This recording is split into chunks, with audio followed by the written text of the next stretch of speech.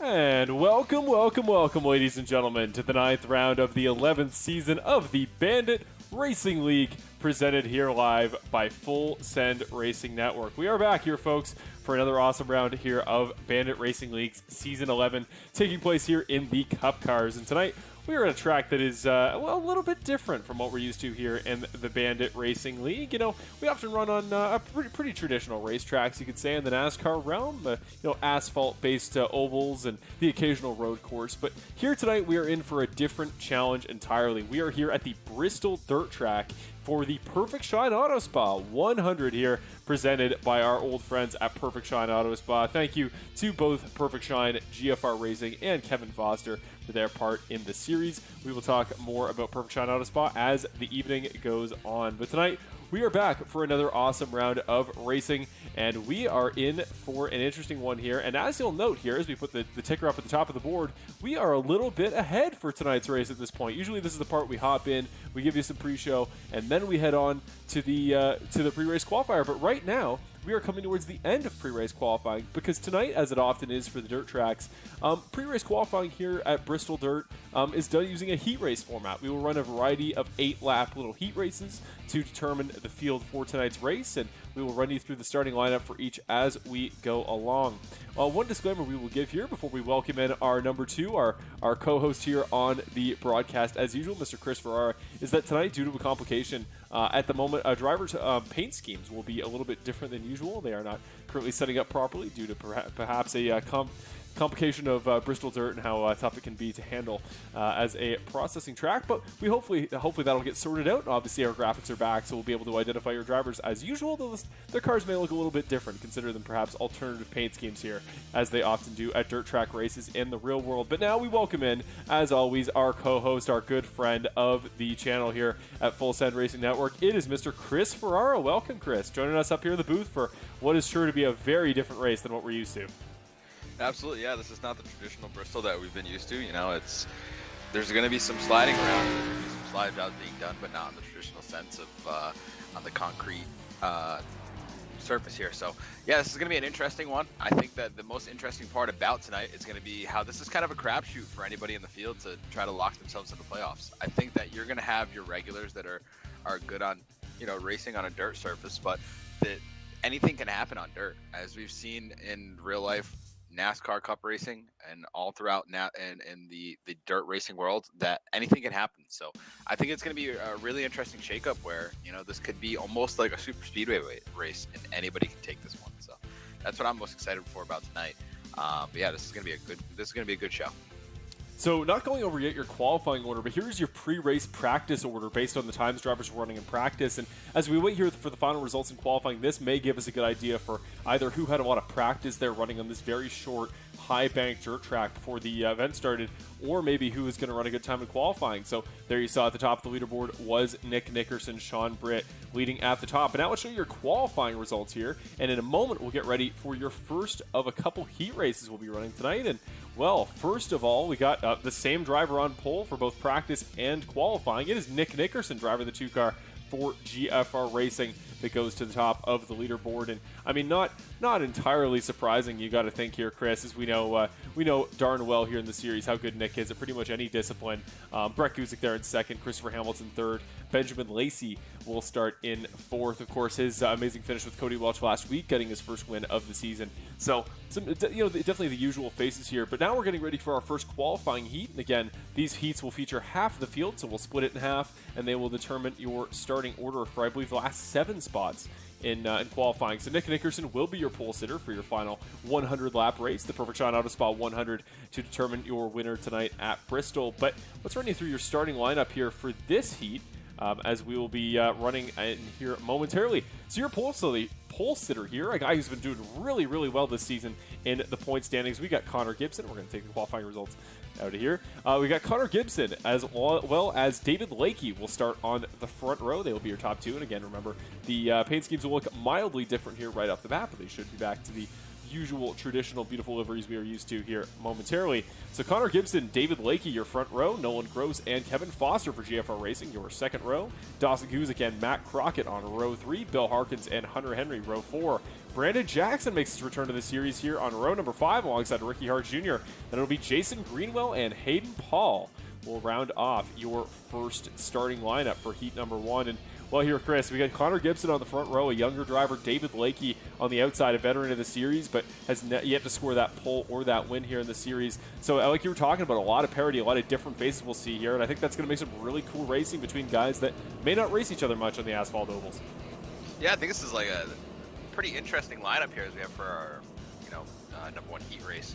But yeah, this is a good lineup, and this is a good group of guys that all perform really well. So it's going to be really interesting to see. This is kind of all different sides of the pack here, but some returning faces, some people that have been running really strong, some people that need good performances. Let's see what they got in heat 1. Yes, sir. We will find out here momentarily. The pace car taking the left-hander off to pit road. And here we go. We are starting our first of 2, I believe, heat races in tonight's race here at Bristol Dirt, the Perfect Shine Auto Spot 100. Here we go. Already a lot of movement and already a caution coming out here. It was about, gosh, you got to think maybe 1/10 of a mile of action there before Hunter Henry in the 9 car running again. That alternative livery for tonight goes around. Go back for the first time tonight to our butt kicker racing replay and get started off with our first incident of the night. You see that number 9 car on the outside running that Flames livery for something a little bit different. And yeah, you see there, it's Bill Harkins, I think, getting on the gas, just gets a little bit too hot. Back end travels around on him, and well, I don't think there was anything possible there, Chris, that Hunter Henry was doing about that. That is just about as immediately unlucky of a racing moment as you can possibly get. Yeah, that one's about that one. I would say it's Bristol, baby, but I think it's Bristol Dirt, baby, or something like that. I don't know. I'm sure you can come up with something clever for that one, but yeah, that's just how that one's gonna play out there. Yeah, I mean yeah. What do you say? It's Bristol Dirt, baby is a good way to put it. You know, there are many forms of racing that are famous for their very chaotic and hectic starts. You know, many will think of something like a super speedway or even just regular Bristol. I think you don't get too much more hectic and chaotic than regular Bristol on a good day. But that's 6 laps in, so I believe, if I'm not mistaken, that caution laps will not count in these heats. Unless I am mistaken, in which case I am. And it looks like we're going to go to 5 to go this time by. So they're going to be very short, but these will help determine our starting lineup for the final race, kind of similar to F1 sprint qualifying that they implemented this past week. Obviously, very different form of racing. But back here in the championship, let's think about the big picture here, Chris. We're going to go over your current championship positions, your championship order as of last week's season, or round number 8, I should say, of season number 11. And here you go. So in red are the drivers who have wins this season, and we'll go through the top 5 here. We got Nick Nickerson still leading despite missing last week's race, or the latter half of it, 367 points. Curtis Yancey at 350 ahead of Ricky Hart Jr., a former winner at 338. Christopher Hamilton has 336 points ahead of Connor Gibson in his 323. Cody Welch with 307 sits just ahead of Brett Guzik and Benjamin Lacey at 303 and 302 apiece. Then finally it is 278 for Eddie Hagee, as well as Mark Allen Bivens is your top 10 right now. So a lot of really good names here that I think if you're one of those drivers who has a win, maybe you don't care quite as much about your result tonight in terms of a championship position, but I think you definitely want to prove something to the other guys around you, and that you can win anywhere. When we get to the playoffs, Chris, as we know, going to be a lot of different racetracks, and I think guys' abilities to adapt is definitely a skill you want to put on display for the other drivers. Yeah, as we're getting ready to take the green flag here, I think that test of different racetracks is beginning now as we're on the Bristol Dirt surface. I mean, next week we're going to Road America, so you're going to be constantly around different faces as we go to these different kind of disciplines, and getting used to driving around those other drivers is going to be super key as we head into the playoffs. Here we go, turn 1. It looks like Connor Gibson is going to get the jump and will successfully hold off David Lakey, who is charging hard, though. He looks like he's staying a little bit longer on that gas end of the corners than we're seeing from Connor Gibson. He's tending to slide in a little bit further here as the live timing gets figured out as we cross the start-finish line here. So 6 laps to go. We are going to eliminate the bonus laps there from pitting or from running laps under yellow. So right now the battle for 5th right now between Matt Crockett and Ricky Hart Jr. And important to note, as far as I'm aware, everybody will transfer into the final heat. This is just determining order for the final race. And David Lakey off the pace here, Chris. Did we notice anything from the 84 car, or is he just kind of running unusually slow? I think he got to the back of the 31 there. Looked kind of just like a racing move there. They just kind of got a little too close to each other in the corner and kind of bounce off each other. But yeah, I mean, this is really interesting. I've always found dirt racing very, very interesting because when you get it right, it just feels so good. It's so satisfying to be able to go out on a dirt surface and just hit a really fast lap because it just takes so much finesse to get it right, for me anyway. But yeah, I mean, when you really have a rhythm going at one of these tracks, especially at Bristol, I mean, it must be so much fun. And these guys look like they're having a ton of fun right now.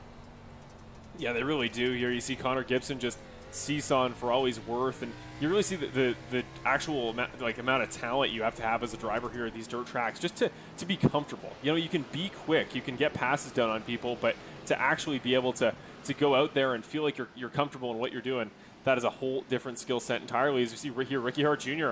in that red number 1 car coming up in the 0-2 of Nolan Gross. He and Jason Greenwell, who are right behind him here with 2 to go, have made up 6 spots here in this heat, you'll notice, and they're just scooting by guys on the inside, and they may have time to get Nolan Gross and move themselves 1 spot further up for the start of the feature race here. As we see the 0-2 car high in the wall. White flag here for the heat race. Connor Gibson, 2 more corners to go. It might be the dirt surface, but it's still not gonna not be Bristol. There's gonna be calamity. There's gonna be chaos, and yeah, it's still Bristol no matter what. Just the dirt version. Off the final corner, here he comes. Connor Gibson will take the win in the first of our heats here at the Bristol Dirt Race, the first of 2. So he will start. Oh my goodness, gets absolutely decked by the car in behind. If I'm not mistaken, I believe that will put Connor Gibson somewhere in the early teens for his starting position, depending on how many drivers are going to transfer through. And with these heat races, like any broadcaster, there's always a lot of complications and kinks to work out. Although it does appear we have the whole field here, Chris. So looks like we have the warm-up here for a few minutes. The drivers will get a chance to do a couple more laps here and make sure they're comfortable. So that'll give us a chance to talk about a few more of them. But Chris, what are you thinking here? If we are getting ready for our 100-lap feature race, based on the starting lineup, which we will go over now, based on the Heat 1 result, or maybe this is the Grid 4 Heat 1. It's always fun with these dirt races. So the Heat 1 result there, as we'll go over, Connor Gibson, here you see pulling out of his pit box, was your winner in the 31 car, just ahead of Kevin Foster, who comes almost a full second back in second. Nolan Gross is able to hold off the hard-charging Ricky Hart Jr. and Jason Greenwell for 4th and 5th. Then Dawson Guzik in 6th, David Lakey in 7th. Brandon Jackson was 8th, Bill Harkins was 9th.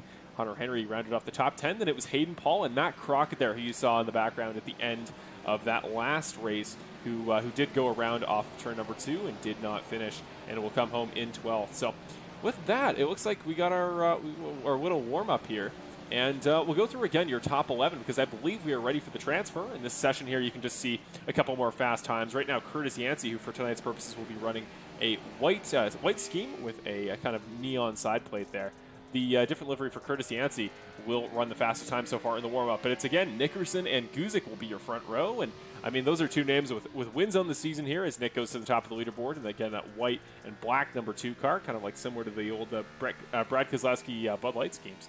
But, yeah, now Sean Brick had to go to the top of the leaderboard. And that was actually a storyline I was going to talk about here, Chris. He was really fast there in practice.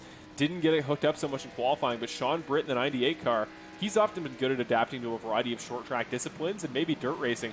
Not too far off. Do you think this could be the night for the 98 car make his first ever trip to victory lane in the series? It definitely could be. I mean, he has, not only has he had the benefit of performing really well at these kind of racetracks, he's been performing pretty well. I mean, over the past couple of weeks, he's been running up front. But, I mean, we have a shorter field than we do on a regular week-to-week basis. So the odds are ever more in your favor. And as long as he can just kind of keep that momentum going that he's been building for the past couple of weeks, you should come out with a good result tonight. You see here, looking back a little bit, we've got Christopher Hamilton, driver of the number 15 car for GFR Racing, and he will be starting in a relatively decent spot. I mean, inside of the second row here, currently running a really good time. Is Cody Welch actually going to go to the top of the leaderboard here as we reset a little bit? So Paint's maybe disappearing here for a moment, but yeah, I think that's going to be another storyline is how random of a night would this be? You know, at a dirt track of all things for Cody Welch, a guy that I'm trying to remember back to our previous seasons in which we have run a dirt race, but darn it, it does seem to me like this could be potentially one that Cody Welch could sneak out a good performance at, if not the win. And Cody Welch fans in the chat, I would keep an eye on this race as potentially being a kind of a low-key one you think of, but obviously New Hampshire's still coming up in a couple weeks. I think that's the one that the Cody Welch fans really have circled on their calendar. Yeah, I think that just tonight as a whole, no matter who you're rooting for, it's going to be a really fun night. I mean, obviously we had the heat races to get us in here, but it's a different kind of night, different kind of atmosphere. This is more of a novelty race. In my opinion, I mean, this is one that you want to win, almost kind of like a Darlington throwback night. This is just a different kind of night, has a different kind of atmosphere. I know everybody's trying to win, not only for their playoff hopes, but just to say that they won at Bristol Dirt, because it's just a different thing that we do. I know that just from experience and seeing these guys, I know Nick's obviously pretty quick at stuff like this, but I know that Brett, he is raced on dirt in real life, but I've seen him race on iRacing on dirt, and he's really good. So we have some dirt racing ringers, I guess you could say, here tonight, but they still have to make it through. You know, it's still Bristol, it's still tough.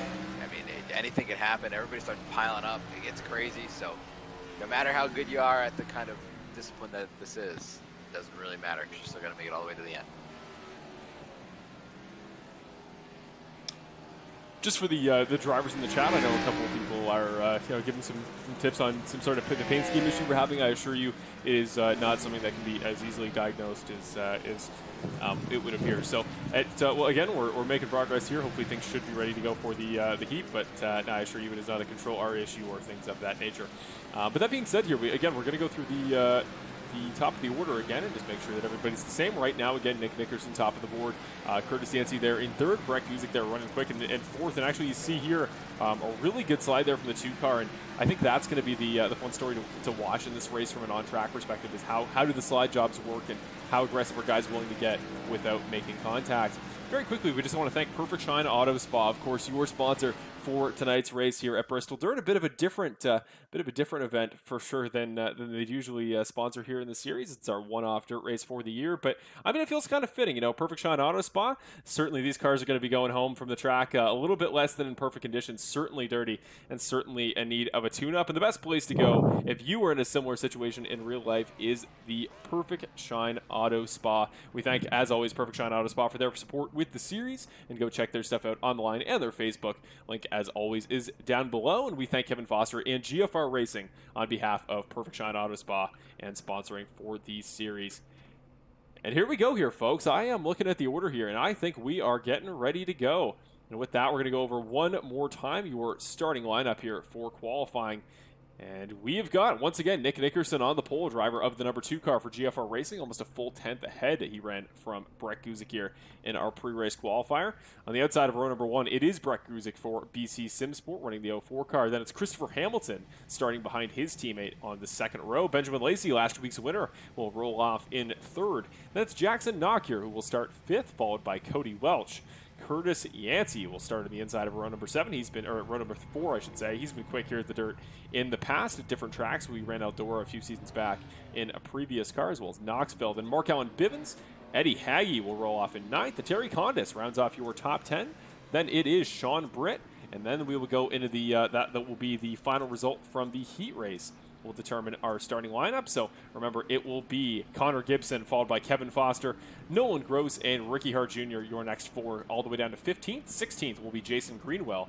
17th will be Dawson Guzik, followed by 18th, David Lakey, who was quick there at the start of the heat. We'll see if that pace works here in the proper final race, followed by Brandon Jackson, Bill Harkins. Hunter Henry will finish 10th in the heat, and thus will start 3rd from the back. Hayden Paul and Matt Crockett will be the final 2 drivers here to round off your starting lineup. And remember, again, folks, unfortunately, the paints tonight are going to look a little bit different, considering kind of an alternative paint scheme night, but it is the 2 car, and you'll see on the left-hand side all your usual numbers, hopefully be able to keep up with your favorite drivers. Here we go here, folks. We are getting ready for 100 laps here at Bristol Dirt. They are short laps. This may go quick, but remember, cautions are always still prevalent. So we'll see how many we get, but hopefully it is a pretty good night here for some of those top guys, and hopefully for some of the guys in the back that can, maybe sneak into the playoffs with a win. Hopefully the Dirt plays well to their skill set here. Perfect Shot Auto Spell 100 coming up. Here we go. The 2 car, Nick Nickerson, alongside his fellow former champion, Brett Guzik, to turn number 1 in the 04 car. Really good slide on the outside line. Oh, this is just so awesome. I'm seeing guys already bouncing off of each other. We haven't gotten to turn 1. It's so much fun here at the Dirt on Bristol, and yeah, they're already getting mad at each other. I love it. Absolutely love it. Yeah, you can already see guys getting a little bit loose. Curtis Yancey here in the very first turn started 7th, already going to back down to 9th a little bit. Those 2 guys there you saw on the outside, the 98 and the 00, just getting the better of them up there on the high bank. So the front 2 starting to pull away already a little bit. The 04 car and the 2 car looking comfortable. Cody Welch is running well, and it's debatable what's the best spot to look at this point here, because you watch here on these static cameras and just see how many guys are getting the back ends around, trying to slide it in here, and Nick Nickerson already going on the attack. Here we go, off of turn number 2 into 3, and he's going to start sticking the nose under here as soon as he gets the opportunity. And we're actually going to go to the chase camera here just to see how close Nick can get, but that Phoenix, Arizona native, is going to be hungry. He missed the end of the race last week, was really quick. It looked like he was probably going to be one of the favorites to win, and unfortunately just was not able to finish the event. It was actually at Charlotte there, Benjamin Lacey, that went on to catch the win. Here comes the 85, though. Cody Welch starting to peek his nose in the equation. The Flushing, Michigan native making himself known. Yeah, the slipper didn't quite fit last week, but if there's a track where you can get away with laying the bumper to somebody and going off the win, it's this one. So I don't think anybody's going to feel bad if he bumps anybody in front of him, including his teammate here tonight at Bristol. Again, he's trying at the 2 car, peeking underneath Brett Guzik here, but you see that 04 car just comfortably powering ahead. That higher line is going to be risky, and if the guy underneath you can get himself up in a clean or a not clean way, they will get the pass done here. As we see Cody Welch going to try it, but as I was going to say, you can try this move like Cody Welch is doing, but you're going to see the 2 car just get such a good run off the exit of the corner, and he does. Nick Nickerson gets the power down, and there's nothing the 85 can do about it. Yeah, the 85 was going up top for the past couple turns, and he was just getting such a good run. As the 2 almost had it there, but he just had a little too much pedal in it. But yeah, the 85 was getting such a good run off the high side there. He was making it look so easy. But yeah, let's see if he can track down the 04 car and put some pressure on him. Looking back a little bit in the field, seeing guys that are doing well here off the bat. Matt Crocker in the 10 car has already moved up 7 spots, started in 23rd. The Brigham City, Utah native up here into 16th, running already 13 seconds back. And I think that's just going to say something about how fast these guys at the front are and how quickly they've picked it up, because this is a short track here, about 20 seconds in length. And even just that gap, it's looking like these front runners like Nickerson and Welch are going to start catching. But holy cow, look at this pack in behind. We're going to start seeing lap cars getting the equation pretty quick, and already that was Bill Harkins there you saw, who just went a lap down here in that green number 12. So guys are going to start mixing around here, and these leaders going to have to find a way through just an absolute blanket of lap traffic if it was anything like that last lap. Yeah, it's getting a little dicey up here as they're trying to navigate through lap traffic. But another guy, we alluded to him a little bit earlier, was Sean Britt, but a fellow young gun in Mark Allen Bivens. He actually has some dirt racing experience in real life. So kudos to him to putting some of that experience to good work here. I see he's running up here in just top 5. Him and Sean Britt keep swapping positions here as they get a little bit too close to the wall there. But yeah, that's Bristol, baby, and we're having fun on dirt tonight. But yeah, no, kudos to both of these young gun drivers keeping them up front. Up front, we got a change for the lead here as Brett Guzik gets held up behind traffic and will drop back. You see the 04 car there. Maybe he got into it with the 54, and the caution does come out as actually further back, Jason Greenwell, who has gone around. Driver of the number 83 car finds himself looking in the wrong direction. You see the 83 car, yeah, just gets loose off of turn number 2. Just it didn't look comfortable there coming off the banking, tried to overcorrect, and the back end just lost it into the inside wall. The 83 car finds himself looking the wrong way to start off, and obviously not the start to the night he was hoping to have. But what is beautiful about, not only having a single quicker pair, but having 100 more laps, staying on the lead lap, with these short tracks, it always feels like it's not too difficult to make up a bunch of spots if you can just kind of get in a rhythm. And I think, Chris, definitely guys, we'll figure this track out. We'll figure out the dirt racing as we go along here. I think even right now, one of the biggest movers up front, Sean Britt here, up 6 spots. He started 11th, is now 5th. I think he will still find opportunities to work his way through. Again, if you can just get back in a rhythm. But if you're somebody a little bit further down who maybe hasn't had a great start to the race, if you're somebody like Eddie Hagee right now, he started 9th, is down in 14th in that black and red livery for tonight.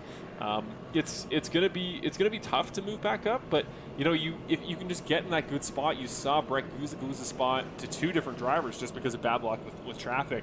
But also, I saw in the background there Matt Crocker make, I think, 3 of his passes right off the bat, one after another. So moves can go quick, whether you're getting passed or whether you're the one passing. But that does mean that nobody's really out of it tonight, at least as far as at least a good finish, maybe a top 5 or a top 10.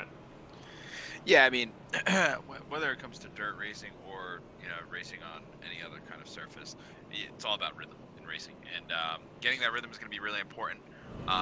For anybody here tonight. Obviously, Bristol being the dirt surface, it's going to be a little bit more tricky. But yeah, I mean, you saw Brett he was able to maintain the lead there, and we get to lap traffic, and then he has a little bit of trouble, and now he's sitting back in 3rd. We've seen drivers making these little subtle mistakes here. I don't know how often they've been racing around other cars. I don't know if these leaders are used to trying to run full speed around other cars. So, I mean, you're going to see cars all over the place tonight. It took maybe 8 laps for the leader to catch some lap traffic there. So it's going to be tough for everybody tonight, and that's where I say this is almost like a super speedway race where anybody can really be a factor tonight. And if it's me, it's just I'm not really concerned about how fast I can go run. Let's just keep this thing together until the end and see where we end up. Because I mean, if you're going to try and chase a guy like Nick Nickerson, Brett Guzik, Cody Welch, Benjamin Lacey, you're going to be wearing yourself out because they are just so good on this dirt. It's very hard to keep up with them. And it gets very frustrating seeing them do so well. And you're like, what more can I do? It doesn't make any sense. But yeah, just keep that thing underneath you and keep it going straight all night long. So that's the name of the game. Well, so we still continue here under caution. We've got 1 more lap to go here, so it shouldn't be long. But very quickly, I do want to look at the Bandit Racing League Season 11 schedule for the rest of the calendar going forward this regular season. Obviously, tonight, kind of a novelty race, something a little bit different. You have the kind of alternate paint schemes. You have the alternate track style, a bit of a different layout and a different format with the heats. Next week, we're back to the traditional racing back at Road America here for our final road course of the regular season. Then 3 traditional ovals to end off the season. Road America next week here. We go back to the road courses. This is a tough time in the schedule here, isn't it, Chris? With the dirt track this week, road course next week, really keeping the drivers on their toes towards the end of this regular season. I love this end of the season, right here with Road America, New Hampshire, Gateway, Auto Club. It's just a great end to the season as regular season anyways. We get back to the green flag here. Cody Welch gets a good jump there. He's going to be one of those guys with that set of tracks that are coming up, that kind of plays into his hand, and we know that he's good at New Hampshire. And I see Gateway kind of like a New Hampshire. It's a pretty flat, small track. It's not as flat as New Hampshire, but yeah, that is such a great end of the season. It's going to have such a great variety of racetracks, and that's just kind of a little preview of what's to come in the playoffs. So get these drivers ready, and some people are going to be really hungry because, like tonight, there's going to be people out there looking to lock themselves into the playoffs. Absolutely crazy racing here. We're seeing 2 wide and 3 wide everywhere. Right now it's the 7 car of Benjamin Lacey, as well as the 98 is Sean Britt going at it currently for the 4th position. Then Curtis Yancey, who's already moving back throughout the field. He's up to 6th again and is taking good looks there from the outside line. He's getting good runs off the exit of the corners. We'll see what he does here, but he's got that right rear tire right on that kind of upper dirt bank that builds up. That kind of mound wall on the outside line, doing a really good job of keeping the momentum. And he's going to try. Going to get into the 7 car a little bit. Oh, he does. He puts him in the wall. Slides up into the 7. Christopher Hamilton may have an opportunity to save it. He got wicked loose there on entry, but does gather it up to the 15 car of Christopher Hamilton off of turn number 2. Will maintain the top 5 position, but man, this has been a tumultuous start to the race for everybody here in this sort of 5th to 12th range. This is crazy racing at the start of this stint. Yeah, like what is going on right now? Everybody's just bouncing off the 7 car. Every time I look at the 7 car, look at the car. He's probably pretty frustrated right now because he keeps dropping back. But that is just dirt racing for you, and I mean, like, I feel like that is what you get when you stop. Like, you're going to bounce off of each other. And they're going to be able to stay straight. It doesn't make any sense to me, but it's just so much fun to watching these guys just beating the heck out of each other every single lap. Jackson Knock right now sitting here in the 8th position. He's going back and forth with a variety of young drivers. I think 76 on the high side. That's Mortown and Bivens. And right behind is the 02 car of Nolan Rose. It's been such a fascinating little battle here between these young guys. I think they've had a lot of opportunities this year, these younger drivers, to have really good scraps. So we're seeing that next generation of Bandit Racing League talent really testing their abilities and really their desire to win against each other. And it's been fascinating to watch. We see back up here in this battle for second, kind of the catbird seat to Cody Welch, who continues to lead there up front. The 85 car, promising start to the race. And Matt Crockett further back, the 10 car, is going to go around, is on less than full power, but gets back going. No yellow flag. We stay green, but the 10 car really having trouble handling there. You got to imagine maybe, Chris, as you see the back quarter panel caved in, maybe some potential handling / suspension damage that is affecting his ability to drive that car. Yeah, it certainly could be, and that's a tough break because you can't pit under green here. I would rather just stay out and just hopefully nurse it home. But I mean, obviously, if it gets to a certain point, you're gonna have to bring it in. But yeah, it's a tough break. And another thing to keep your eye on here is that, I mean, we're seeing Cody Welch catch the 54 of Hayden Paul, but he's gonna quickly start catching. Oh wow, that got a little close there. He's gonna quickly start catching other drivers. Hayden Paul has gone around as the yellow flag comes out. Saw the 54 car in the background there. Missing the entire front engine, the front engine block of that 54 car. Backs into the outside wall, and we have our second caution of the race to go to the Butt Kicker Racing replay. See what kicked off this series of events. You see already slow on the bottom side.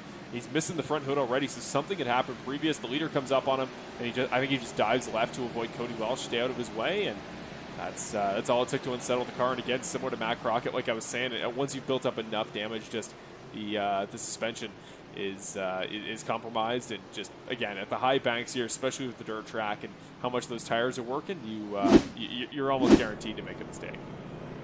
Yeah, I'm going to chalk that up to being a little bit nervous there, seeing the leader coming up on you pretty quick. But she's up and running now, so get her fixed up, get her back out there, and hopefully gets a better run. But that's a tough break for the 85 because he was really starting to stretch his legs there. He had about a half-second lead, which is pretty big here at a track like Bristol. So, yeah, no, I mean, the 85 car is showing a lot of pace right now, and if you're a Cody Welch fan, I'm not going to say anything else, but showing some real good speed tonight. We got both Kevin Foster as well as Terry Condis there in the number 32 car coming in pit road right now. So the only two drivers who have decided to pit, and I would just be very curious not only how much tires are going to factor into it, but for fuel. Is there a necessary second pit stop? Right now we're 30 laps in. Nobody was really testing their limits here as far as how long they could go on a tank of gas in practice, from what I could tell. So it looks like we may go to the finish. And yeah, I totally second what we've heard in the chat so far, is that Cody Welch looking really strong so far, starting 6th, got to the point. And similar as we've seen a couple races so far this season, Chris, where a guy just seems to have a really good handle on the track, and whatever comes their way, they fend it off. Right now, Cody Welch has kept a pretty consistent half-second lead, and with the very aggressive tonight, by the looks of it, 2 car right behind him, as well as the always solid Brett Guzik. He's certainly not out of the woods yet, as far as chasing down that first win in almost 60 races in the Bandit Racing League. But it's exciting to watch. We didn't make picks, and maybe that's that's exactly what you want if you're an 85 fan. Yeah, I would certainly say so based on how it's been going lately. So.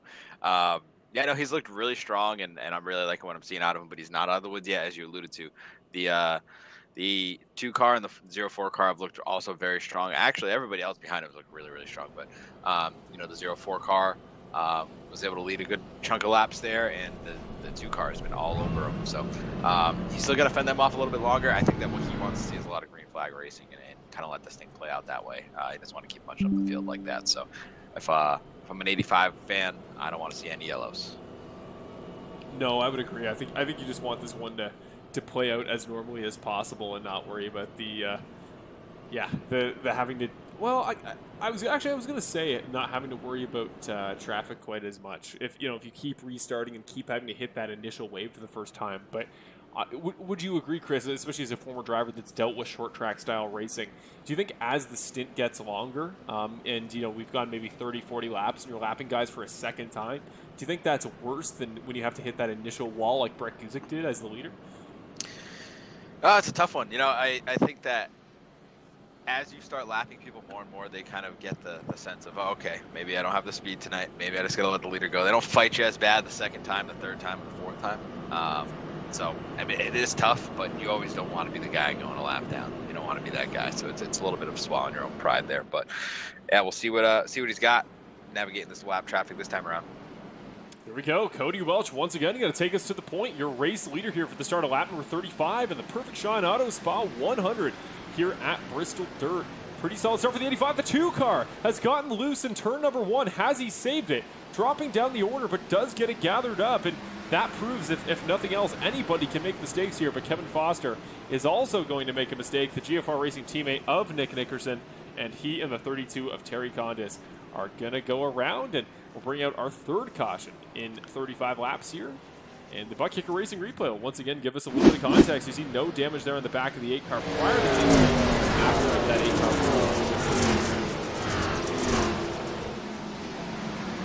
looks like it started a little bit further up front as Dawson Guzik gets tangled with a couple race cars, shoots into the outside wall, and that yeah, you see the 44 car just kind of slips up in front. Looks like he was trying to straighten the wheels back out as to not lose the back end of the car, which is what brought out the first 2 wrecks. So not a bad mindset, but yeah, I just unfortunately it meant that he shot up into 2 other cars that were really racing hard for that inside line. He's up Brandon Jackson, one of the 2, and Connor Gibson, your winner of the heat race, as those 2 pink cars getting caught by the 44, and just like that, the 1 car as well as the 8 car careen in afterwards, and you see Terry Condis just lambaste the side of the number 8 car here in the aftermath. Yeah, I mean that's just kind of Bristol. I mean, the racing surface is as wide as it looks here. It's really not that wide. So that's just Bristol, and there's nowhere to go. I mean, that wreck essentially created a roadblock across the racing surface there. So that's a tough break for those guys to get them fixed up, get them back out here. I mean, Bristol, luckily, you don't need a lot of aero, so just get it fixed up. Make sure the car has the toe in it, and make sure the wheel's straight, and send her on back out there and see what you got. So that's all you really need is a car that will drive straight tonight. And yeah, it's a tough break for them. But hopefully we're not on the trend of cautions, breeding cautions right now. Because I was really enjoying that green flag racing. I think these guys were too. So hopefully we get back to that. But yeah, that's a tough break for them. Yeah, I do second the comment there in the chat about how dirt breeds cautions, and I think it's absolutely true. And I think part of that inherently just comes down to it's tough for any driver to have to adapt as the 85 car. Going to do a fun little fake down pit road, try to fake out the field here, but it is. Any driver to come and adapt to a new track, I think it serves as the great equalizer.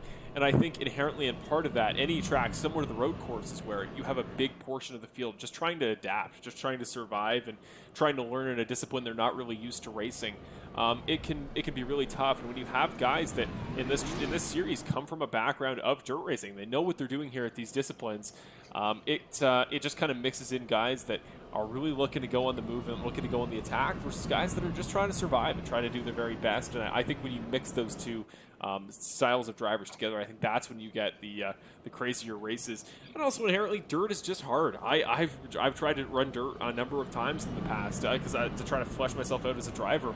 And even with Raleigh racing, I've done a lot of dirt point-to-point style racing here, but dirt oval racing, trying to work side by side with other drivers and drive without getting in the way. Or in the case of we just saw with Dawson Guzik, try not to make that overcorrection and try not to get into a wreck with other people. It's really, really hard, Chris. I don't know what your experience is with dirt, but maybe you can speak on just how tough this discipline really is, just even as an individual.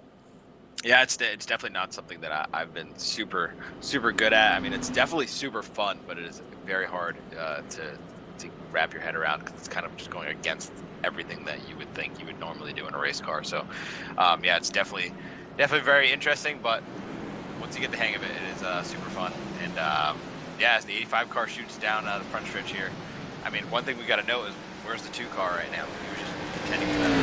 Now he's just going back to the back there. So making some moves to get back up here as the 7 car's kind of dropping back with that contact. But here comes the 04 and the 51. Yeah, the number 2 car here, as you mentioned, is starting to get his bearings again, starting to get that forward momentum that we talked about all season. But right now, he's dropped back a full second. Pivots in front, goes really wide up front. You see a couple guys that are scraping the outside wall on entry. One of the 2 being Sean Britt as the caution. Going to come out for a 4th time here. This time it is, looking back a little ways through the field, it is unclear as of right now. We see Hayden Paul and Kevin Foster, I think, caught in his, I think that right now, at least having some part in a wreck. I think this would be his 3rd of the night. Rebecca Racing replay, see what happened there. This is the 54 car coming off of turn number 4. And just really loose all the way down, just catches the 8. Like there's nothing you can really say about that. Just guys doing their very best here to work with, in the case of the 54, a damaged race car. And just the unfortunate circumstance of Kevin Foster could have gone left, could have gone right. Unfortunately happened to pick the wrong way. And there you go, just like that, caution number 4. And the guys up front really, again, still having trouble getting up there to kind of get planted, get themselves figured out, and get that forward progress. Yeah, the 54 car certainly having a bit of a longer night tonight, but you know, you just got to keep on moving forward. But yeah, that is a tough break for Kevin. You know, he's gonna have a lot of race cars to clean tonight, so I hope that he can actually at least, you know, come out of here with a decent finishing position. I mean, he's gonna make a lot of money from watching all these cars, but nonetheless, you know, you still want to have a good performance and have something to smile about, other than all the money you make from cleaning up race cars.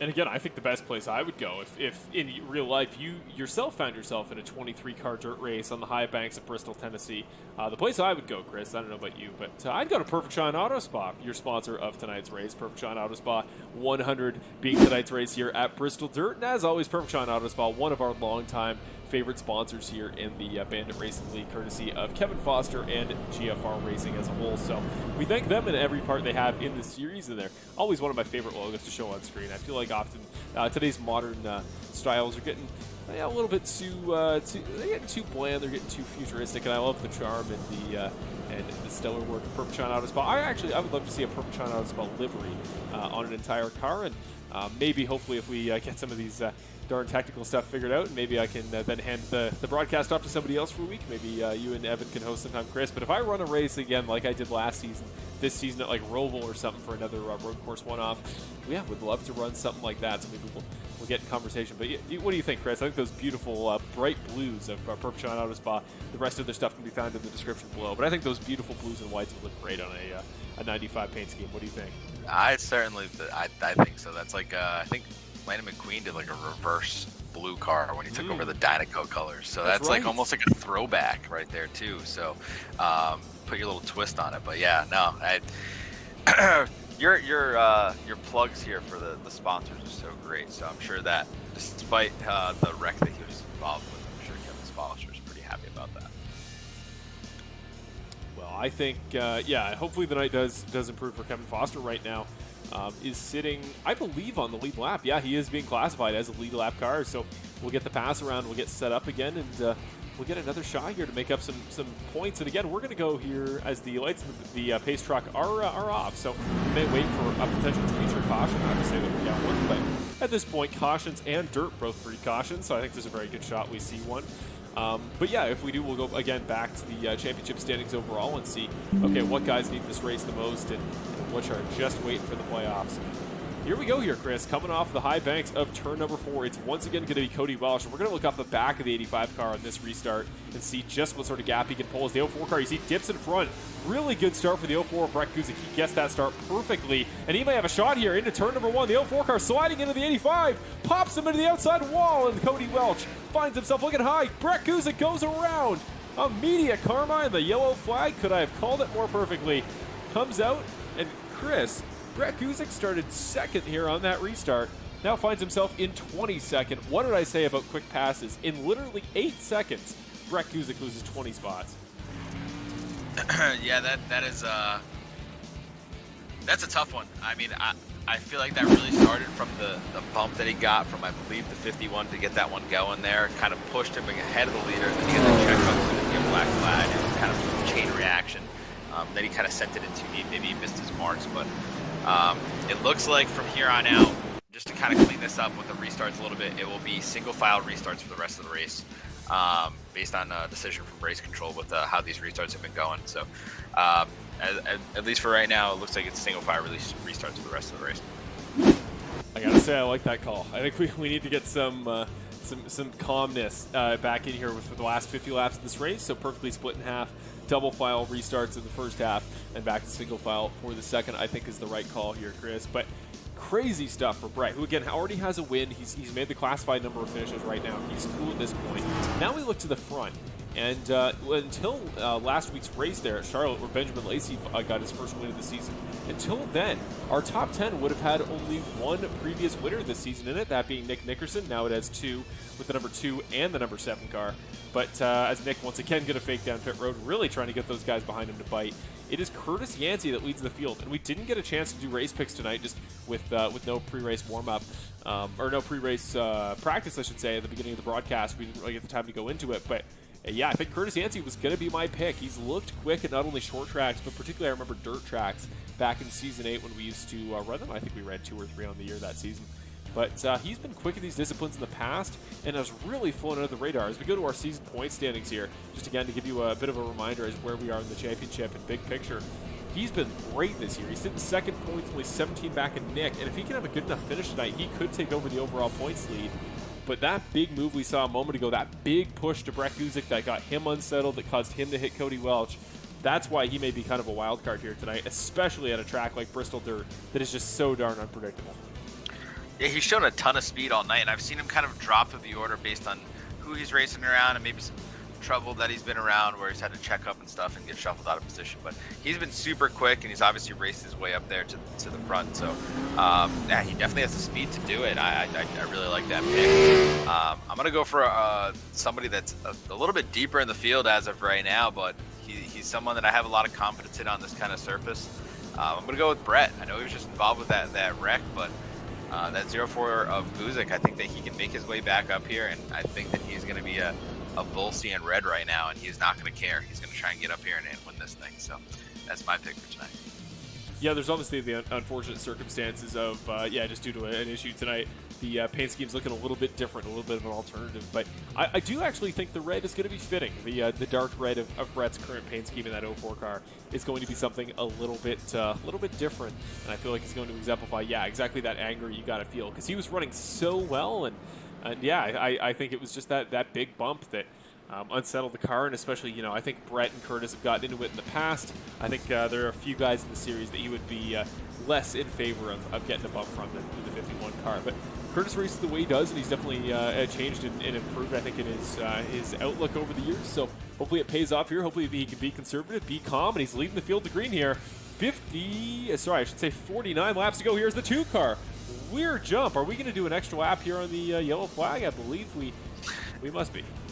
At the very last second, they waved it off. It sounded like there was some confusion with getting cars in a line, and they have been a little bit of a yellow. So okay, we're gonna keep going then. Yeah, they extended it by 1 lap, so we can get it all figured out. So that way we don't cause another yellow right off the green flag. So good call by race control to get everything sorted out, so we can go back to green racing. Yeah, I like it. If everybody, as you see in the back there, isn't fully on board with the single file start, then yeah, make sure we're doing it properly. Because again, if we can get this set up right, if we can split the guys up, if we can just set up for a good stint here, we can end this race on some really fun racing. And like we saw there, those crazy 3-4 wides, we had a 5 wide there at I think the second stint. If that racing can end this race off, you guys are going to go home with a pretty sweet finish. And if you guys can already tell, tonight's broadcast is going to be a little bit more of a pocket-sized endeavor. We got now 57 more laps, running at about 20 seconds apiece. So that's overall about 20 minutes or something, so like that, if we keep getting cautions at the pace we have. So it's going to be a quick night of racing. Should be probably good to go for 10:30, and get ready for Road America next week, because I think it should be a little bit longer. Road America, definitely a longer racetrack, and One that I think will create a more of a Formula Racing similar experience, longer race and a more difficult road course. But here we go, 56 laps to go here in the Perfect Shot Auto Spot 100, and it is Curtis Yancey who is under attack immediately from Sean Britt, the two drivers yet to win a race this season, and they are getting feisty trying to fight for said win. Yeah, we have cars trying to stick it in anywhere. The 76 of Mark Allen just tried to stick it on the outside of the 7 car. He just got smushed into the wall, but yeah, I mean, this is just the racing that is not only dirt, but Bristol. I mean, I can't say it enough. Bristol is already such an entertaining track, but there's some dirt on it. It makes it even more wild. It's just absolute chaos. And whoever comes away victorious on this one is definitely going to brag about it for a little while. Of course, Bristol, Tennessee, a classic racing venue for NASCAR. Some of the greatest races of all time have happened on the asphalt. They've run this Bristol dirt configuration for a couple seasons in the real world of NASCAR. They've had a couple good races, a couple that I think are a bit less than stellar, but hopefully this one is going to turn into one of those races. As again, the 2-car tandem starting to break ahead up front. And here he comes. Cody Welch has defeated Nick Mickerson for that 3rd spot. Here you go, folks. 3 first-time winners looking for their first, their first win in series history for Britt. And if you're Yancey or Welch, looking to end a couple streaks of non-wins that you got to think are going to get to him after a while. And you'd love to steal one here at Bristol Dirt as we come up closer to 40 laps to go as the 2 former winners this season, the 2 and the 7, fight for the last spot in the top 5. Mark Allen Bivens and Jackson Knock, 2 young drivers in a really good spot right now, but Matt Crockett has gone around the 10 car, backs into the outside, or the inside barrier, I should say. That'll be caution number 6. I think a part of what we're seeing here is the track looks to me, as far as I can see these guys going around, is they're looking like they're getting the track's slicked off a little bit. So it's a little bit slicker than what we started out on. It's a little bit more black on the surface. They're going up higher and higher every time we restart here. So I think they're just struggling for grip, and that's kind of playing into why we're getting so many cautions here. Yeah, just go see the replay one more time here. You see the 44 car kind of crosses over. It actually is going to be the 44 car who gets into the back of the 10. You see the 44 Dawson Guzik. He got kind of low in the corner. He was high on entry, low on exit, and that was just the exact inverse of what the 10 car happened to be doing there in that corner. So really good run for the 44. He's loose, and just the tiniest tap. And you could tell there, Chris, there's virtually no friction under these race cars. So that was a very light shot. Those tires for the 10 car just started rotating so fast that gathering it up was virtually impossible. It's so tough as a driver to try to counteract when the back end just starts going. And again, if you do that hard flick like we saw earlier from Dawson Guzik, you're just spinning it around the other way. Yeah, I mean, you could tell that the 44 tried to predict to go in the opposite direction to kind of avoid that. And, you know, he just happened to choose wrong. So that's a tough break. Even Dawson said that he was sorry. He thought he was predicting the right way to go over the radio there. So, yeah, no, that's a tough break for them.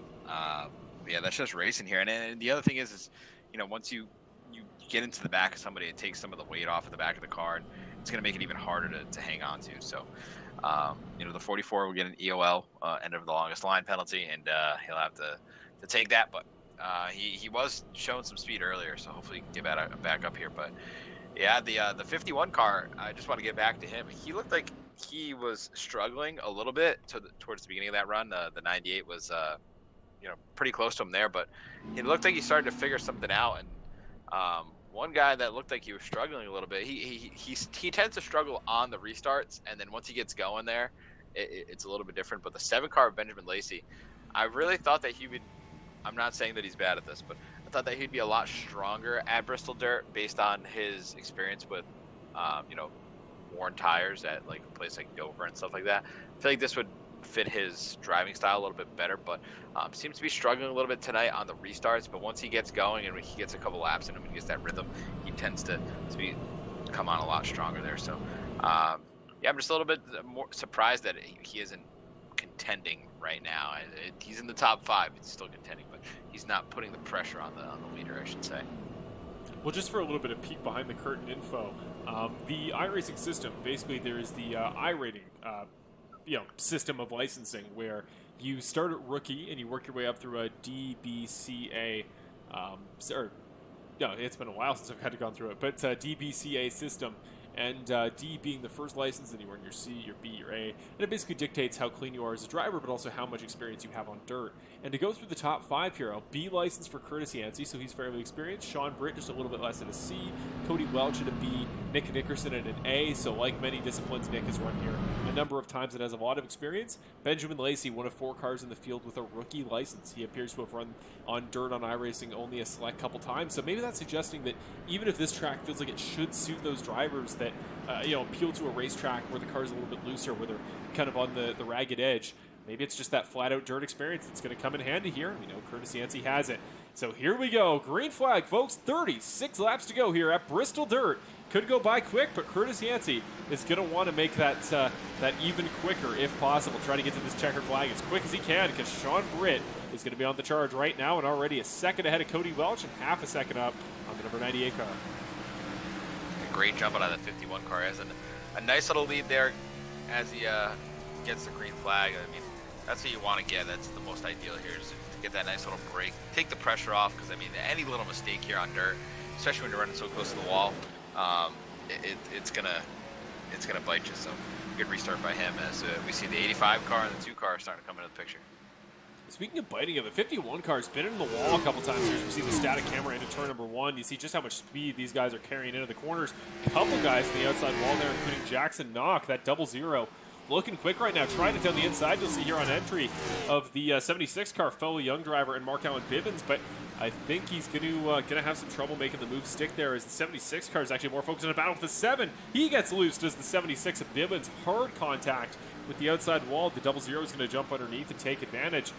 Further back up front, that gap's starting to come down for the lead, now down to 4/10. It was down to 3 a moment ago for Sean Britt, and Cody Welch even closer behind him. So these last 30 laps, I think, are going to fly by here. And just at no point in this race have any of these drivers had time to waste. If you were running here under green, you've got to be on the go. And yellow flag is going to bring that to a halt once again. I think it's Hayden Paul coming down pit road again. That just the damage on the front nose of that car has never really gotten fixed. Yeah, it's certainly been a long night for him, and yeah, I'm sure he's looking for this one to get over tonight. It just hasn't gone his way tonight, but hopefully he can get it a little bit better result next week at Road America. Yeah, Paul's always been solid at the road courses, so hopefully, yeah, it's just kind of an off week, and next week is back in the winner's column back in the general winning column for the 54 of just a better finish. But yeah, just got stuck on the tire barrier there. Yeah, I won't try to draw too much attention to it at this point, because we have just a fascinating little tussle for the lead going on here. And I got to be honest, I love this battle. I love these cars we're seeing up front, but I think we've proven this season, as much pace as there's been between the 51 and the 98 and the 85, it's that like final last minute ability to close that I think has remained elusive. Like Benjamin Lacey, I called him the closer all of season number 10. Of course, the last week winning by just a tenth of a second to teammate Cody Welch at Charlotte. We know he has that skill, and so of course is Nick Nickerson.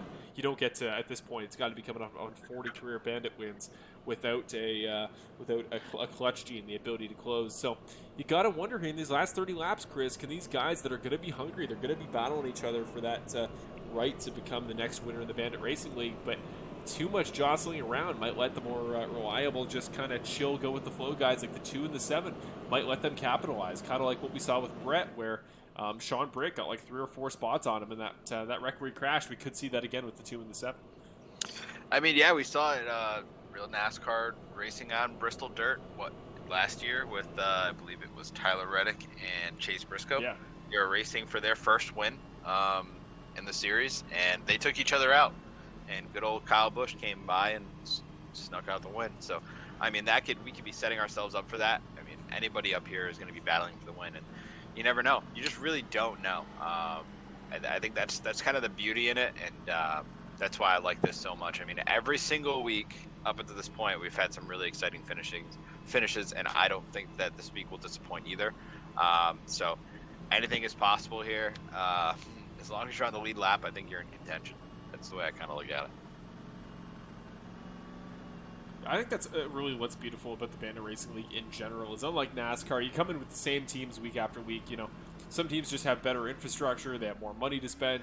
Whereas here in the Bandit Racing League, it is all about how much time you can put in, how much dedication you can put in, and how hungry you are, and your experience as a driver, obviously, a big factor. But no, any given week you can see a different winner, and then we have those guys that tend to gravitate towards the top. I think every year we've pretty reliably had maybe 3 or 4 new faces join us in victory lane, and even in NASCAR that can be hard to come by per race.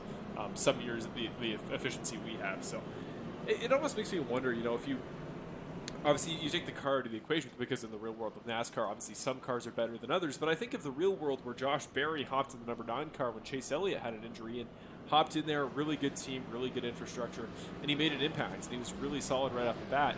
I almost wonder, with a little bit of guidance like that, with some of the top drivers, like if a top, or if a potential young gun like a Mark Allen Bibbins joined in the knowledge base of the 7 car of Benjamin Lacey and the 85 of Cody Welch at 785 Racing, how well would he do with a little bit of guidance for a couple weeks? Or same if somebody went to our kind of Hendrick of our series in GFR Racing. We'd just be curious to see how much guys would improve with that little bit of tutoring, and maybe in the future we'll have to do some sort of young driver orientation program. Just an interesting thought here with that parallel to the real world of NASCAR. But here we go. 26 laps to go here. The Perfect Shot Auto Spa 100.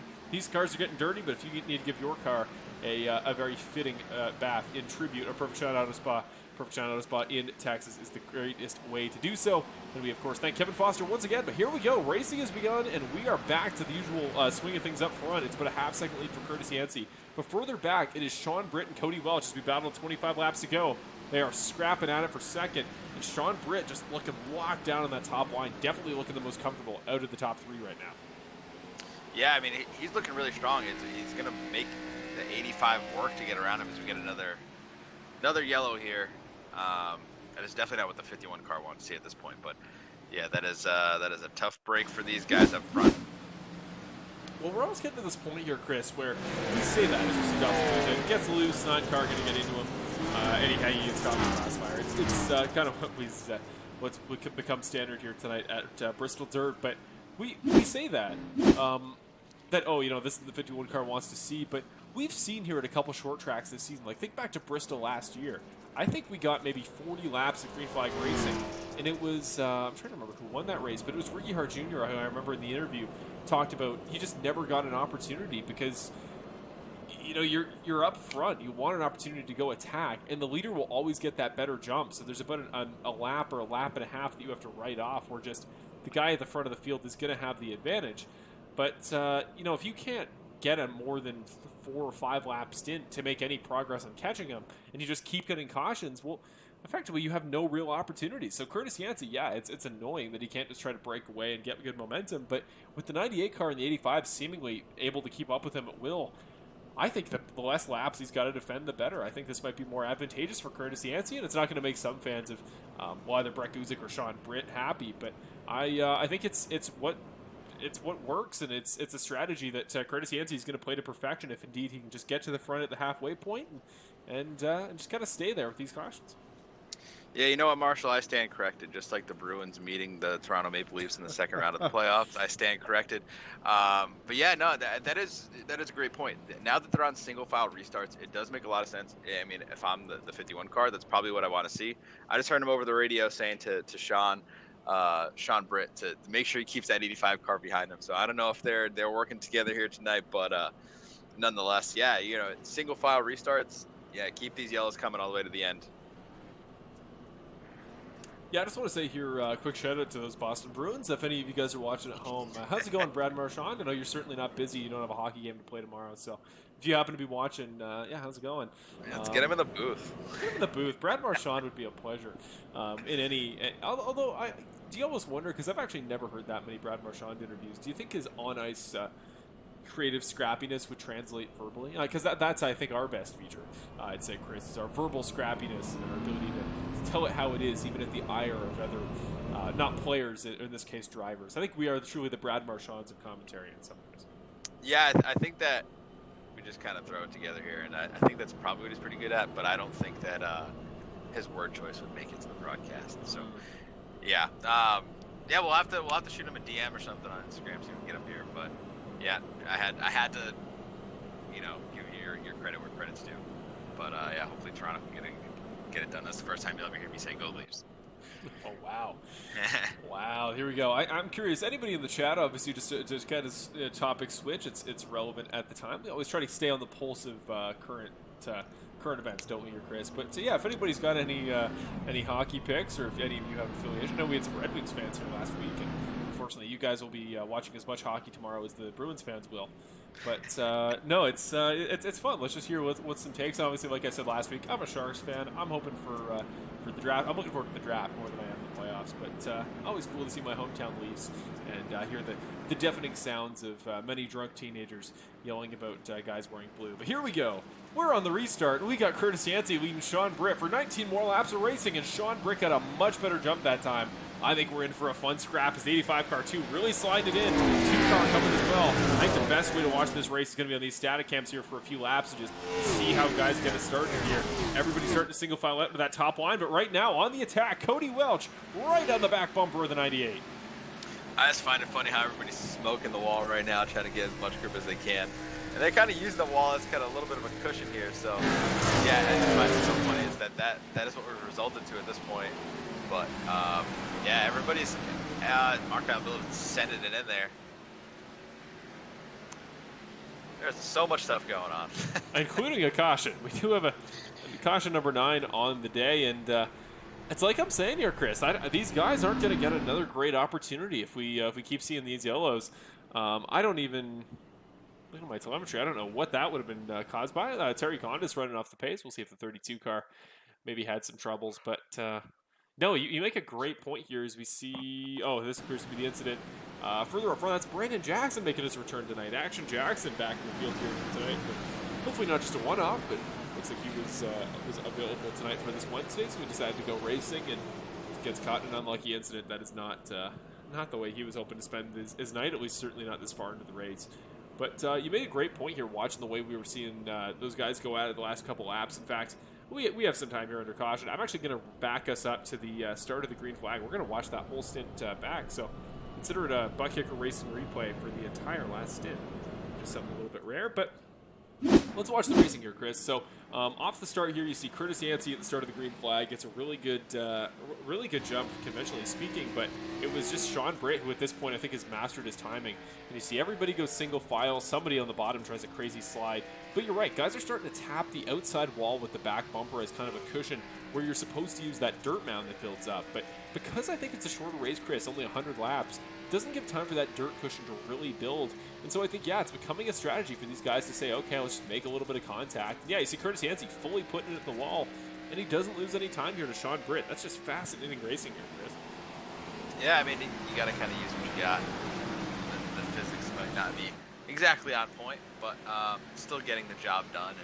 And it's the fastest way around the racetrack right now, and that's what everybody's kind of caught on to, and they're going to continue to do it. So it just makes it so much harder to pass anybody, because not only are you not allowing anybody to, they have to completely dive it in there to slide up in front of you, but you're also going to have a crazy run coming out of the corner. So if you're going to make a pass, it's going to be very dramatic. You're probably going to wreck the both of you, but that's what I want to see. I want to see someone try it. So I wonder how bad Sean Britt wants it, if he's going to try and do it on Curtis, or if anybody's going to do it to anybody else. So as the laps are ticking down here, people are going to get more and more desperate. I just saw Mark Allen Bivens do it to the 7 of Benjamin Lacey, and the 7 gave him some props there. So maybe that gave him the confidence to go ahead and go do it to this 2 car. Mark Allen Bivens, don't let him fly under the radar. Running top 5 right now would be a really, really great result for the driver of the number 76 car. Actually, just going to go back here and see how many top 5s he's got on the season. But yeah, it would be a really great performance for him to beat last week's winner, Benjamin Lacey. Always great to see those moments for especially for the younger drivers. No top 5s in the season thus far for Mark Allen Bivens. 2 top 10s. So currently sitting 9th in points. A guy who either needs a win here in the last 4 races, and again, we'll put up the season schedule just to remind you how the rest of the regular season will be looking this year. But yeah, I think it's gonna be beneficial for him to start racking up these points, maybe getting himself into the top 5 and 6 like Connor Gibson's in. And yeah, here's your rest of the regular season once again, and then remember the playoffs. Charlotte Roval starts us off, then Darlington, Chicagoland, and another final super speedway to cap off the first round of the chase at Talladega Super Speedway. Then it's the very diverse round of Michigan, back at Bristol for the asphalt, then Richmond, and Homestead, Miami caps us off with our 4 drivers who make the final round of the playoffs. It's going to be fascinating this year to watch, but green flag, 13 now, 12 to go. And that was a super jump for Curtis Yancey, already 5/10 ahead into the first turn braking zone. Crazy stuff. And the 98 car gets caught sleeping a little bit. Yeah, the 85 car just immediately pulls down to the inside of the 98. He's got a good run. He's going to clear him here. See if the 98 has anything to say about it. Doesn't quite look like it. Now he's getting under pressure from the 2 car. Yeah, the 2 car is going to try to make this complicated. Yellow comes out again. We're getting close here. Curtis Yancey is doing everything you have to do at a track with a lot of cautions. It was Dawson Kuzik looks like once again. What a night. That again, it's hard. I have sympathy because these cars are so hard to handle, but it's at a certain point just like when do you consider, okay, maybe we cut our losses again, making contact with the 9 car. I'm going to assume that wasn't any sort of intentional contact. Just again, hard to get a handle on the race car, and unless you find yourself on the wall. I think we got to get some sort of cautions breed cautions, like animation made or something. Something I can cue back and play every time we get a wreck like this, because I mean, at this point, this is I don't even know what to say. I think that we need to reach out to Evan and see if he can make a specific graphic. Cautions breed cautions by Evan Wall Media. Even just a soundbite. Yeah. I just have him on a button that you can press to say that. Maybe a little video of him at home, like a wink and a point at the camera, and then cautions breed cautions. I think that would be pretty snazzy. So definitely, if you're interested in seeing that, definitely let us know here in the YouTube chat. But boy, we're back. We're really doing it here, folks. We are having it's going to be, I think, 6 or 5 laps to go. It's going to be really short stint here when we get started, and I'm so interested the way this has gone. I know it's been a number of cautions. That was number 10 there on the night, but I think it's been something a little bit different, and I think the Curtis Yancey story of the race, starting in 7th there, not having to run the preheat, I think it's going to be fascinating. And I don't mean this as a detriment to Curtis, but I think it says something about the race between not being in the sprint and then not really having to run that many laps under green. I think this may be the most tactical, advantageous, let's say least, not effort, but in terms of laps run under green to get a win in the Bandit Racing League, this could be the record for fewest all time. And I don't diss Curtis on that or take away from his win at all, because he's been so solid in those few laps that he's had to run, like that restart we just saw a moment ago. So it would be a fascinating win here as compared to, you think back to those long, caution, or not caution-filled races about fuel strategy and stuff like that, where Kevin almost won on 2 weeks ago at Atlanta on fuel. I think this is the complete opposite of that race. It would be really interesting if it turned out. But of course, Cody Welch is in 2nd. That storyline will always be there. And though there's a little bit of damage to the right rear quarter panel, he could be the one to steal this out of nowhere. And what a crazy race to steal that first win to break the streak at. What a race to do it at Bristol. Well, I got to ask you, Marshall, based on the conversation that we had with him in the post-race last week, do you think that with how much time we have left in this race and how frequent cautions are coming out, do you think that 85 car moves the 51 car for the win? I think I'm a lot more certain he'd move Curtis than he'd move his own teammate. I'll tell you that. I think there's a really good shot that could be a way to end it.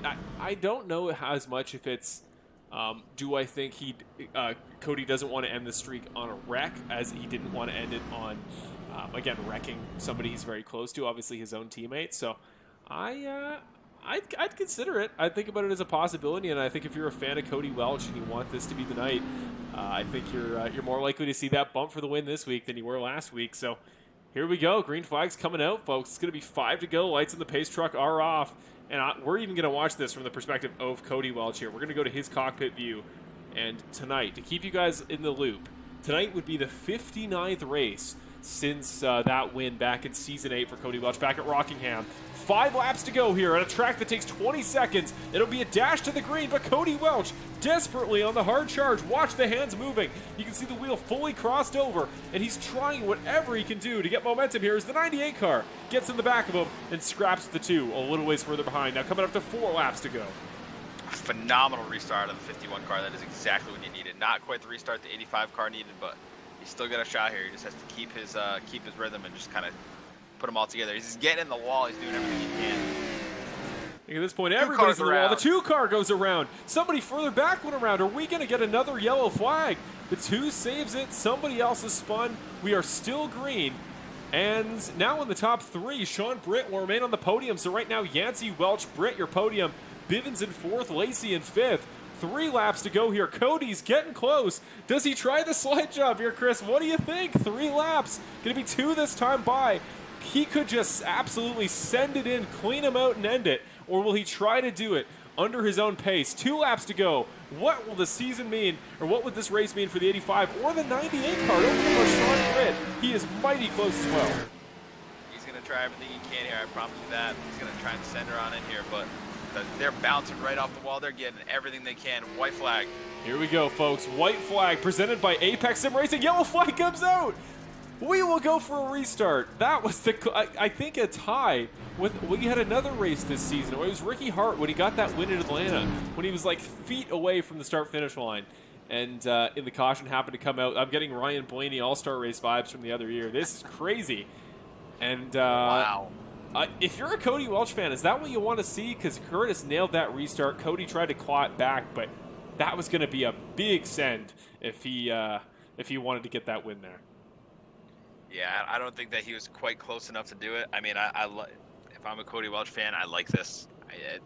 At that given point, he would have had to really send it, and I feel like Cody would have probably just taken second at that point. But this at least gives you another tactical advantage here. You could try to jump the restart on the 51 a little bit, maybe get on his back bumper, push him, and get him a little upset. If you're an 85 car fan, if you're a 51 car fan, you've been really good on the restarts all night long. So why not just do one more?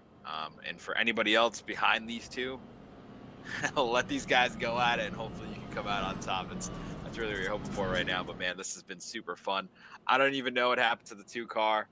I know he got sent around there at some point. I think he hit the yellow barrels there at the end of pit road. But I mean, just shuffle them all up and send them down. I mean, this has been crazy. But yeah, green, white, checkered. Next, once we get the green flag, they come around one time, next flag ends it. So yeah, I hope you guys are having fun tonight in the chat. I hope everybody's having fun watching this. I know it's been a little bit of a yellow fest, but man, this is going to be an exciting finish. I promise you that.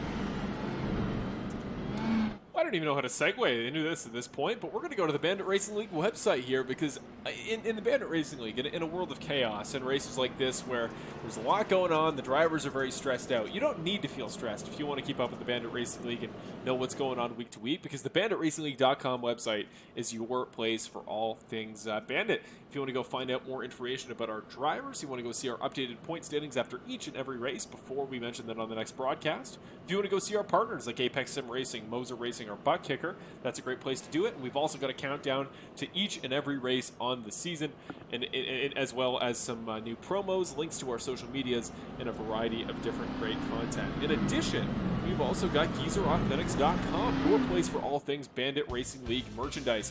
If you want a hat, a sweater, a hoodie, a t-shirt, anything with either the Bandit Racing insignia and logo or something for a particular driver, like tonight's race sponsor for Perfect Shine Auto Spot, Mr. Kevin Foster here, and you see his awesome blue t-shirt.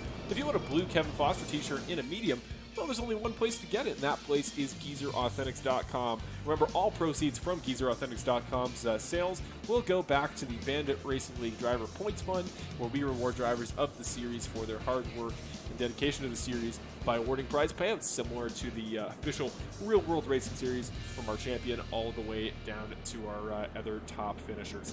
Really, really great incentive, and of course, you support yourself by getting some awesome swag to support the league and your favorite drivers, but also supporting the series in the process. And we thank all those of you who make a purchase at GeezerAuthentics.com. GeezerAuthentics.com, of course, the link is in the description down below as always. And again, I think if we see that win from the 85 car, Cody Welch winner t-shirts, got to be coming out, and I will wear one on the broadcast the next week. Absolutely. Consider that a promise here right now. 2 to go here, folks, so let's go. 2 laps at Perfect Shine Auto Spot 100. The 85 car, a perfect start. Could this be the one? The 98 car's coming with them. Here we go, folks. Bristol dirt. This is what we want to see. The 85 car, good run on the bottom, but the 51 will beat him on the top. He's got to send her on in here. Oh, no, the 98 is going to... Almost got hooked, God. saves it. Here comes Mark Allen Bivens. Here comes Christopher Hamilton. Coming to the white flag this time by. This time we will actually see the white. The second green, white, No yellow. way! Holy cow. Wow. Wow. Nick Nickerson finds himself looking the wrong way, the 2-car, on a night of just absolute insanity. From the paint schemes not working properly to the pre-race heat, having a couple cautions, to just one of the craziest races we've ever seen. I'm having fun tonight at this point, and I think these almost yellows are just adding to that fun. And the 2-car, who has been so good, who missed the end of last week's race, who we know wanted a little bit of redemption this week, you got to think, finds himself. We'll find out how far back the game puts him, because right now he's up to, he's in 11th, and I think that's where he's going to stay. The 04 car and the 2 car finding themselves back-to-back.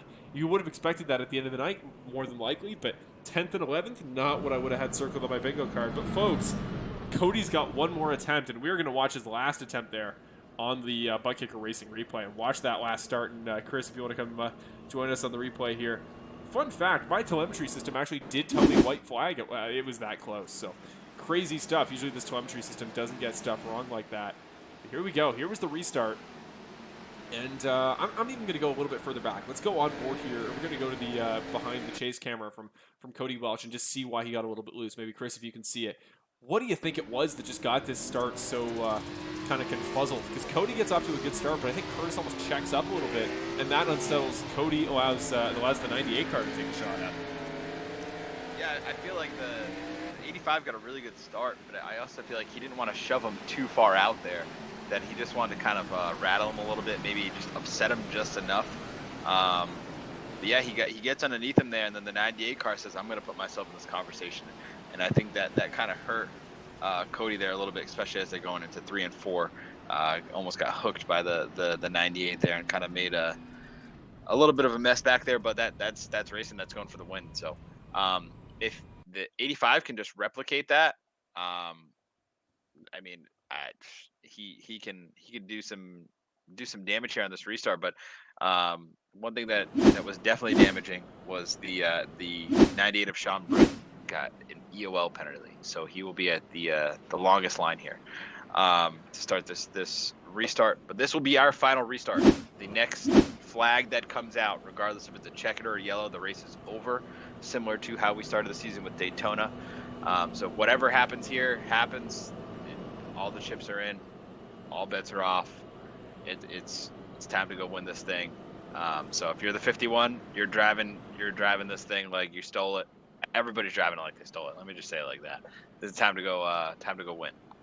I think everybody's driving like they don't have to pay insurance, is what I would say. They're driving like these cars aren't real. The crews don't have to pick up all the pieces and try to get them on the trailer after the race. They're just going to send these cars into each other, into the wall. I don't think it matters. And with that, Sean Britt going to the back there. Tragic to see, like that EOL. There's no worse time to get it than this close to the end. With that, the top 7 cars in this final restart, all winless in season number 11. This could be a huge race for an unexpected driver. And don't forget Christopher Hamilton looking for a first career win in Bandit. Don't forget Jackson Knock. They've been under the radar. We haven't talked about them much, but at this point in the Bandit Racing League, I've talked about it tonight. It's about how you finish, not the rest of the race in some races. And tonight's one of them. 2 to go here in the Perfect Shine Auto Spa 100. 85 car taps the wall, but a better start. Could this be the slide job we've been waiting for? Good run out of 2 there for the 85. Oh, here he comes. Gonna try it. 85 car down to the bottom. Great run the outside. But here we go to the white flag. The 51 car fights him back. Will he just send it in? What is Cody willing to do? Sliding up into him. He's caught the edge, but no. Curtis Yancey holds him off in the corner. Does he have one more attempt left in him? Can Cody Welch get him? To Curtis's perspective off the final corner. Here we comes. Cody sends it in. He goes loose. The 85 car goes around. And Curtis Yancey will find himself your winner for the first time in season 11 in one of the great Bandit Racing League moments and one of the coolest camera angles we've ever seen. Cody Welch just says, oh, I am done. I'm done coming second place. That was his, if we want to talk about cars, that was his Chick Hicks moment. Absolutely fires it into turn number 4 and comes up short, meaning that Christopher Hamilton and Jackson Knock are promoted to the podium. And I believe, if I'm not mistaken, that is Knock's first career podium in the Bandit Racing League. Congratulations to him, but your race winner tonight is the man himself, Mr. Curtis Yancey. Yeah, lots of props in the chat to Cody there for that send there on the 51. But yeah, that was an absolute, hey, I'm tired of coming in second. Let me see if I can make this stick here. And unfortunately, it didn't. But you gotta give credit where credit's due. That was definitely entertaining to watch. It is coming for him. But yeah, the 51 car held on. I mean, he came under attack for restart after restart after restart. So yeah, good win for the 51 car, and it's good to see him back in victory lane. Wow. I goodness, folks. I don't even know what to say here at this point. Just one of the all-time great races here in the Bandit Racing League, at least as far as just moment-to-moment talking. The 51 points. car. He's trying to get on Skype here, so that way we can talk to him. So amazing. I was just about to say we're just waiting here to see what the word is from Curtis Yancey. It's a little bit different tonight. We're doing the interviews slightly different ways, so just gotta wait for him. And Chris, if you want to let me know once our guy Curtis is ready to go, then we will be ready for your first interview of the night. But I mean, Chris, what's the first thought? We don't usually get your initial thoughts here after a race, but if you had to sum this up in one word, what we just witnessed tonight here at Bristol Dirt, what would that word be? Chaotic. Yeah. I think in the best sense of the word, chaotic. I mean, it was super fun. The past couple weeks, they've been so much fun to watch. And all the endings of these races and the finishes that we've had, you can't ask for anything better. I mean, that move by the 85 there was... there was nothing he could have really done. I don't think even if he got door to door with him, it wouldn't have stuck. But it was definitely fun to watch him try and do it. And that just kind of shows you where we're at in the Bandit Racing League, how desperate guys are to get that win. So, yeah, I mean, hopefully there's more of that to come, and hopefully that 85 car can get back to victory lane. But yeah, I mean, this has just been super fun to be up here in the booth and be up and watch these races. I mean, I can't ask for anything better. I mean, not only are we getting good finishes, but it's just great to watch. I'm so happy that, obviously not for, I'm heartbroken for Cody Welch as usual. I mean, the second, I think that was his, got to be, I think, fourth runner-up finish of the season. He just, at this point, how close Cody can get and have to snatch defeat from the jaws of victory is it's truly heartbreaking to a level that I don't think I've ever seen in any racing series, let alone one that I've broadcasted. But it's needless to say, it's going to result in that win form eventually. But really, really fun overall, nonetheless. And I certainly hope that I hope Curtis feels feels happy in the way that things ended. We'll talk to him momentarily, and I get the feeling he'll be perfectly content with having to hold off a guy in a couple shootouts. And again, very well deserved. Those restarts for Curtis were picture perfect tonight. Yeah, I mean, I know that you're saying the least amount of laps under green, and that might be an accomplishment. But I think that he certainly had to work for this one. They're just fighting these guys off. All these restarts, restart after restart, that was certainly a battle. And, the last couple of restarts there, Cody gave him everything he could. So, yeah, no, definitely well-deserved win for Curtis. I mean, he's been super consistent all season up to this point. So, it's good to see him back in victory lane. We're going to go back to the replay here. Great idea here in the chat. And we're just going to see one more time that final send from Cody, maybe from a couple different angles here while we wait for Curtis. And again, Chris, if you hear that Curtis is available and ready to go for an interview, just let me know. But yeah, you see Cody Welch in the background there.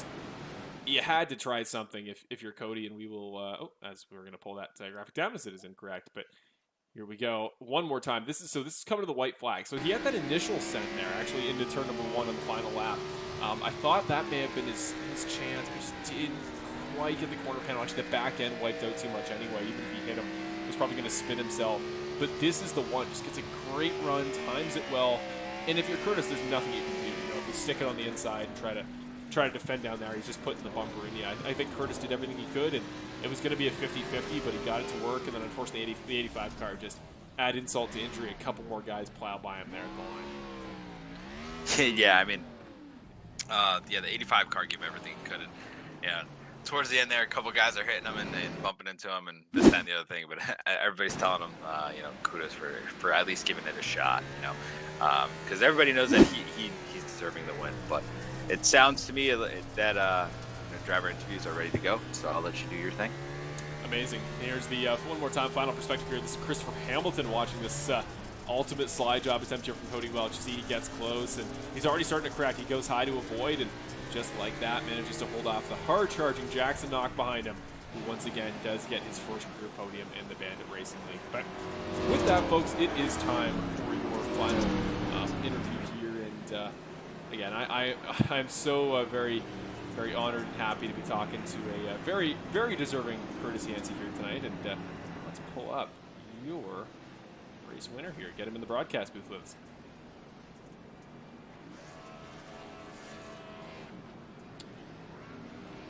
Here we are. Just got to find him here on Skype, and we'll be good to go.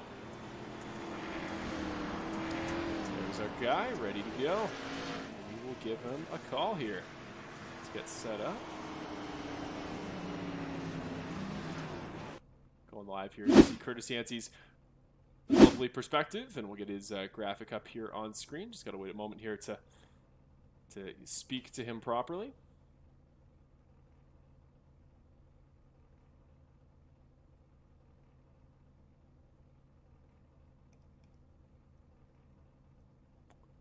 Just having a bit of difficulty picking up Curtis on our side of things, so we'll just wait a moment, try to get things settled, get things figured out here. So just settle in, folks. We will, in just a moment, we'll be ready to go. We have our, I believe, other two podium finishers all set up and ready. So in the meantime, we will go and get ready for our second interview. In fact, I think that is what we are going to do. So let's just hop back in here with Chris Ferreira here in just a moment.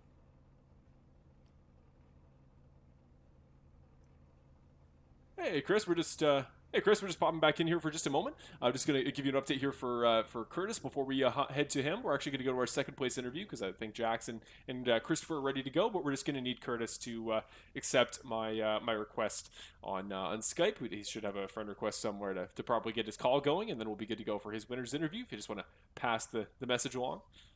You got it. Amazing. With that, we are now going to head back to the broadcast chat. We're going to start things off in second place. We're going to go to the other driver here who is not a race winner. That graphic will be incorrect, but we will go to your second place finisher, and we will have your final results here scrolling up top. And you'll get your second place interview first. Then we'll go to either third or your race winner, Curtis Yancey, depending on who is available first. But here we go. Finally, your ticker up top there. And now we are ready to get things started here. We're going to go get Christopher Hamilton up here in the broadcast booth and get us started. Here we go.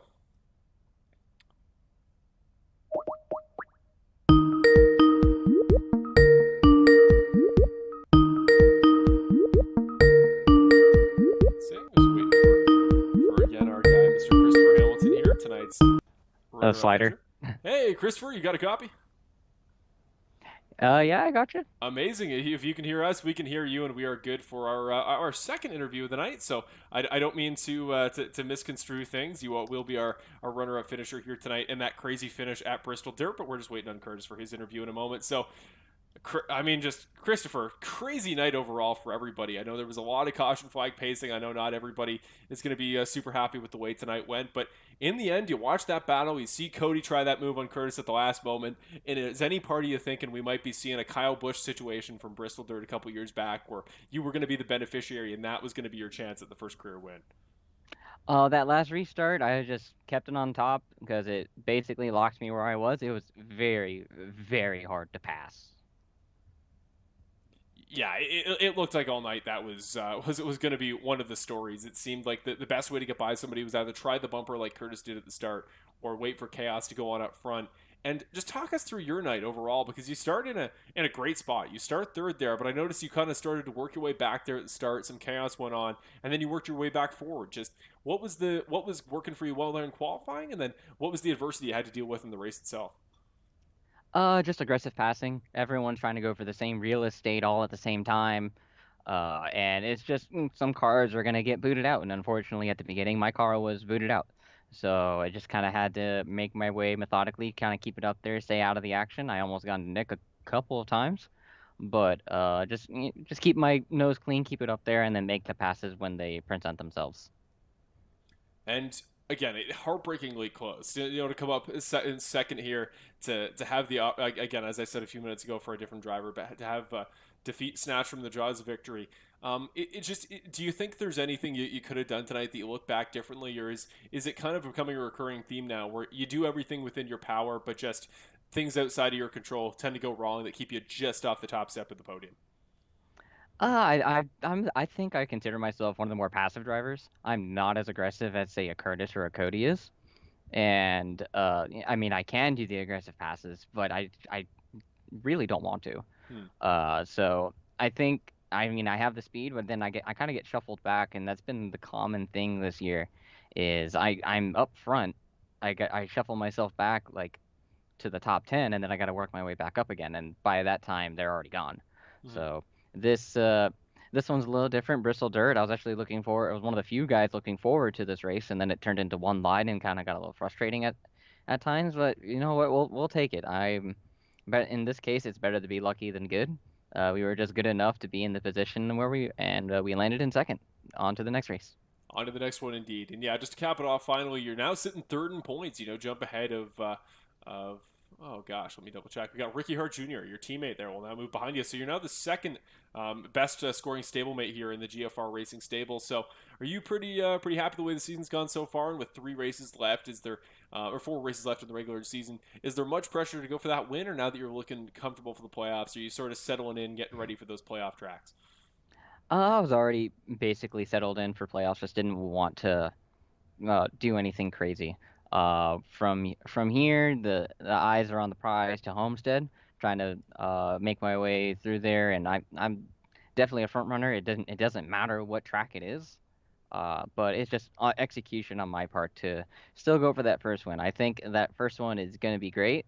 I definitely don't want to leave the season without a win, and if I manage to make the championship four without a win, hey, that's a good thing in my record book. Yeah, at that point, I don't think people ask how you got there. They'll just be happy that you did. But with that, Christopher, congratulations, man. It was a really hard fought battle. Again, if that final corner had gone just a little bit differently, we could be talking about this as that lucky break that you've deserved after some unlucky ones this season. But to cap it off, second place performance, you can never complain. Great points, and as always, you know what to do up here in the broadcast booth. You got any sponsors, any friends and family you want to mention? Now's your time to do so. Yeah, first and foremost, thank you to Ryan McCauley for the beautiful paint scheme. Unfortunately, I do hope that your whatever issue streamer wise has been resolved, so we can see some nice and beautiful paint schemes. Although it's covered in dirt right now. Uh, Thank you for Geezer Authentics, Bill Harkins for coming on board. I've been is the main title sponsor of this season for the league. And if whoever your favorite driver is, go ahead and go over to geezerauthentics.com or Geezer Authentics for your chance to, get some merch, whether this be GFR Racing, the team I'm on, or Second Place Motorsports, or Young Guns, any of them. They have some great stuff, and if there's something you'd like to see, let us know. We'll try to make it happen for you. Thank you, Marshall, for putting up with all the adversity of, the craziness that is setting up your stream, and then all that's going on. The fact that we still have a broadcast is a testament to you, and I know that once the issues gets ironed out, I'm sure it'll be a fantastic broadcast. So thank you, Marshall. I really appreciate it. Yeah, I've genuinely apologized to you and all the other drivers for all the chaos these last couple weeks. It feels like since that 1 week break, everything has just gone wrong on my end. So there's definitely big picture changes we have to figure out. But I promise to you and all the other drivers next week, those beautiful paint schemes will be back on their typical display, and we'll have to put even more attention on each individual one because yours has always been one of the best. And tonight, unfortunately, just on my end, dropped the ball on that one. So with that, I sincerely thank you for your kind words there, Chris. And I hope, knowing that this will not be the last time I see you in the booth this season, I hope next time again things go a little bit differently for you, and you will be the first interview, but with nobody else having to get their winner's interview afterwards. So congratulations, man! Great race tonight, and I'm really really really proud of the job you've done this season, just as a whole. Thanks, Marshall. I really appreciate it. Amazing, and that'll cap off your second place interview tonight to get us started off. Unfortunately, first interview of the night is always what you want, but unfortunately not as the second place driver. But still, again, incredible performance here by Christopher, and genuinely really really proud of the job he did tonight. But with that said, Christopher, we're gonna check in, and what's the word? Is Curtis looking pretty good to go at this point? From the sounds of it, yeah, it looks like he's good to go. Awesome. We'll give it a shot here. Going to head off to your winner's interview, I should say, here with our guy, Mr. Curtis Yancey. Let's find him here in the chat. Now we are good to go. Let's get started here with Curtis Yancey, driver the number 51, your winner tonight at Bristol Dirt. Hey, Curtis Yancey, do you got a copy? I do. Do you got me? We do indeed. Welcome, Curtis. And I'm just going to give you a heads up if you want to turn your camera on now. This will be a separate camera feed from the previous channel. So if we can get you in your all your glory, if you have one or not, entirely up to you. But that being said, Curtis, I should say, you are the winner at Bristol Dirt in one of the most dominant fashions you can win a dirt race in. There was a lot of cautions. There was a lot of adversity for the guys further back. But really, in all terms, there was no doubt in those last 50 laps you were going to win it. You hold off Cody, and that's what I want to start with. Walk us through those last couple laps there, those 2 or 3 laps, and that just epic slide job attempt by Cody at the end there. How was it holding off the adversity? Were you sweating much? Were the nerves there in those last couple corners? Honestly, when we had about 10 laps to go, I really didn't want to caution. I wanted, I think it was Sean to hold off Cody so I can get a win, but fortunately we had some cautions and just had to battle through that. But yeah, I thought I was going to get Chase Briscoe there on that last lap. I can't fault him for trying. I probably would have done the same thing.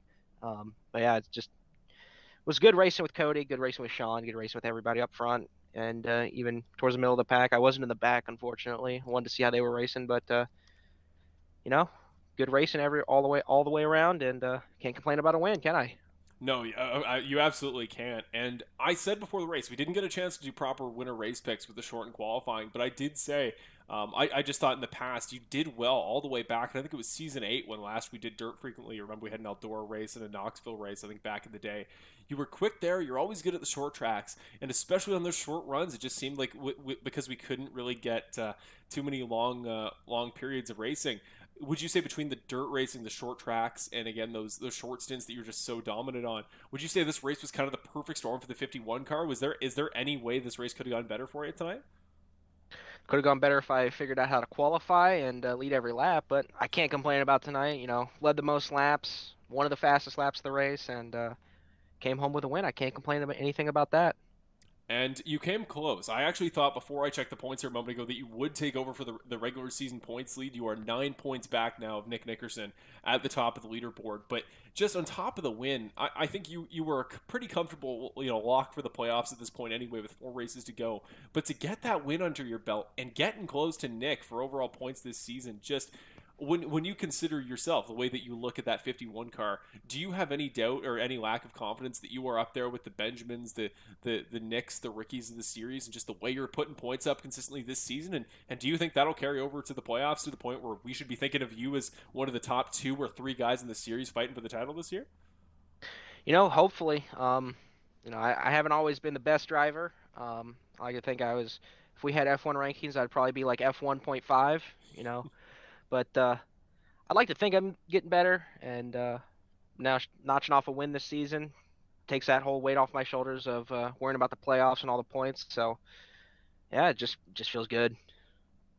Amazing. I'm so happy to hear it. Again, it was genuinely a really, really hard-earned race, and with how much chaos there was and how many crazy wrecks we had, the fact that you had that big move early, you had that big push to get by and make that pass for the lead, and since then you just didn't look back, and to win a crazy race so dominantly, I think makes the win feel a little bit more earned for sure. So any more final thoughts? I'll give you the time now, Curtis. If you got any shout-outs you want to mention, any friends and family, any sponsors, but also just big thoughts, any final takeaways? Getting that win and a streak that is definitely not as long as some other guys, but one that I'm sure meant a lot to you. Yeah, just want to thank the guys over at Ignite RC, working real hard, trying to figure out something we can do here at the dirt, kind of help them. I think they finished top 10, top 15. So I want to thank them. Thank you for broadcasting everything. Thank Bill for putting the league on. Thank all the admins for keeping everybody in check, and thank Race Control for keeping the sanity to a calm level once things got hairy out there. Yeah, you can certainly only do so much in a dirt race, and particularly one that was run like it was tonight. But no, congratulations so much, Curtis. I am again really, really happy with the way this race turned out for you. You held off Cody, and what a great storyline to cap off kind of the midpoint of your season that again has been so impressive. Keep going, keep charging for that regular season championship. And again, it's not the first time we talked to you this year, and I'm sure it won't be the last. I like to think the same, man. Thank you. Awesome, thank you. Congrats again. Amazing. There we go. Your second interview of the night there with race winner Curtis Yancey. And again, there was a lot of circumstances here. It was a crazy night. Not everybody's going to be happy, especially the Brett Guzik and Cody Welch fans. I know that, but you got to feel for a guy that is good at this discipline, that came in feeling confident. And I really like how humble he sounded there. Definitely a guy that I think the attitude, his outlook on racing as a whole has definitely gotten better and better and matured over time, and that's what we've seen from the very best. And I'm sure it's a similar situation to what the very best in the series, like the Nicks and the Bretts, went through back in the day. So great to see. And with that, we are now on to a final interview that I'm even more excited for, as we've got Mr. Jackson Knock here. We're just going to quickly jump up with Chris, just have a message to pass on for Jackson, and then we will be ready to go for his interview here in a moment. We're going to go to Chris. Hey, Chris, you got a copy up here in the booth? I got you. Awesome. I'm just going to pass the same message on real quick for Jackson, then we'll be ready to go. Just got to accept the request there on the Skype side of things, and then he'll be ready to go for his final interview tonight as well. Tab 4. Amazing. With that, that'll get us ready here. So I'm actually going to go through, before our final interview, we're going to kind of move some things around a little bit, and that way we can cap things off and not keep you guys waiting around while we just get some technical stuff ready for your interview. But once again, we want to thank our sponsors of tonight's race, Perfect Shine Auto Spa. We know it was crazy. We know we had some tech issues on my end, and I do want to sincerely apologize to all the drivers. There's been a lot going on my side, trying to get these things hosted from a production side. Every week it seems to be something a little bit new, and unfortunately this week it was the paint schemes just would not load at anything more than a literal snail's pace, and we could be here 4 more hours and they would only finally seem to work. So I want to genuinely apologize from my perspective, and we thank, as always, Perfect Shine Auto Spa, and we hope tonight the great racing we got, the great finish, that epic slide job that I will be putting in highlight packages for the playoffs, no doubt. I want to thank them for supporting it, and hopefully they enjoyed the epic racing they always get. And I feel like every Perfect Shine Auto Spa race does have an extra fun finish to it. So thank you, Perfect Shine Auto Spa. As always, links to their stuff is always with our YouTube page, and in the description. We, of course, want to thank Kevin and GeoFar Racing as a whole for all the great support they give to the series, whether it be Perfect Shine Auto Spa, Clutch Automotive, or any of their awesome partners.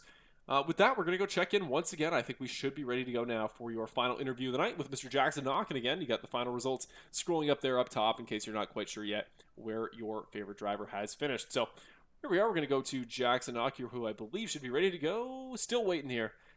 Still just waiting a moment. And we'll double check in here in a moment. So very quickly, we're going to go over a couple of our partners here. So first of all, we want to thank iRacing, of course, the sim that allows us to put this all on here on the YouTube side of things. We want to thank, of course, Apex Sim Racing as well. Apex Sim Racing is our one of my favorite partners as far as making really premier products to get you involved in the Bandit Racing League. Do you want to be a sim racer? Do you want to play iRacing? Do you want to get involved in Formula 1 esports?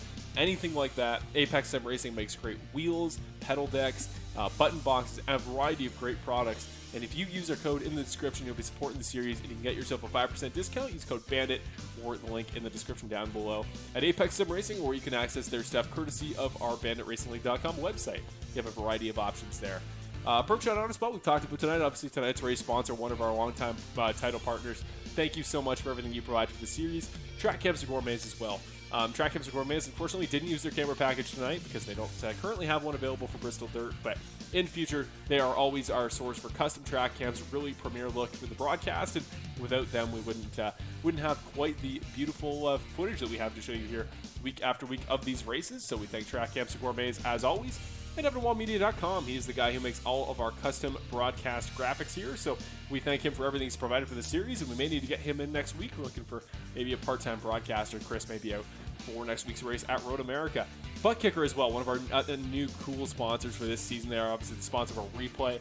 Great product. They make premier base shaking products to add a little bit of realism, that extra layer to your racing experience, to add some butt kicking, literally, under your butt to feel like the hum, that echo of a racing engine, or behind your seat. There's so many ways you can work them into your sim rig and take yourself to that next level of innovation and interaction. That's a great way to do so. And finally, Moza Racing. The logo kind of blends in a little bit to the dark dirt of Bristol. But Moza Racing, again, premier wheels and other products similar to Apex Sim Racing. But Moza Racing wheels, universally beloved by everybody I know that has used them. So that is a product that I can personally endorse to you quite confidently. But Moza Racing as well, their link to their products is down below. Finally, Geezer Authentics, we talked about earlier, your place for all things Bandit Racing League merch, and remember, your purchases go back into the league courtesy of the Driver Points Fund. So we thank Geezer Authentics and everything they've done to support this series. And finally, simracerhub.com, access via banditracingleague.com, a great place to go for all things related to Bandit Racing League points and stats and anything of that variety. So finally, we're going to go back one more time here and check in with our guy, Jackson Knock, who we're still waiting. Unfortunately, as of yet, we appear unable to hop in with him. So let me just double check in with him. Oh, we may be ready to go. We are indeed. We're getting ready to go here with Jackson Knock in your final interview of the night. Jackson, you got a copy with us? Yes, I do. Hello, Jackson Knock. Welcome to the broadcast booth, and you are a podium finisher tonight, my man. 3rd place here at Bristol Dirt.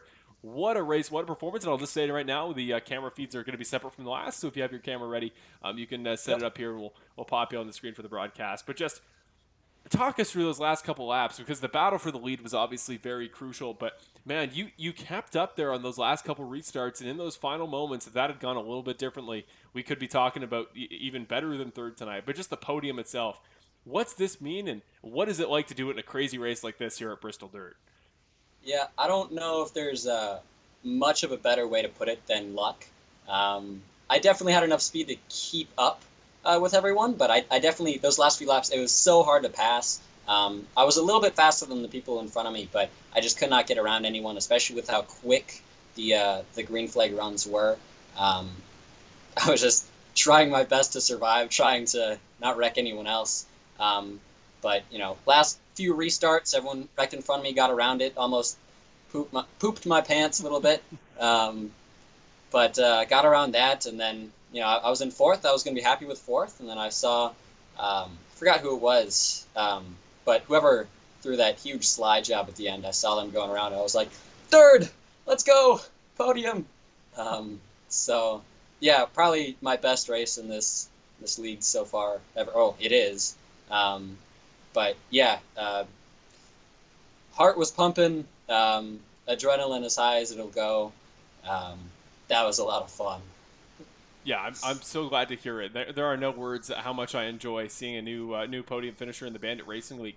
And all night tonight, you just seem to be getting better and better. You started there in 5th. Yeah, I think the first, I believe, top 5 starting performance this season from that 00 car. And you've been quick in the past. You've run top 5 at a couple particular tracks, but tonight, just that pace seemed to be there all the way through. Talk us maybe a little bit through what's your dirt background look like, and were you expecting that 00 car to have as much pace as you did tonight? Yeah, a little bit. Dirt background, I mean, like on iRacing, I have D class on dirt, but my dirt background, my whole family is a dirt family. So it's always been in my blood a little bit, you could say.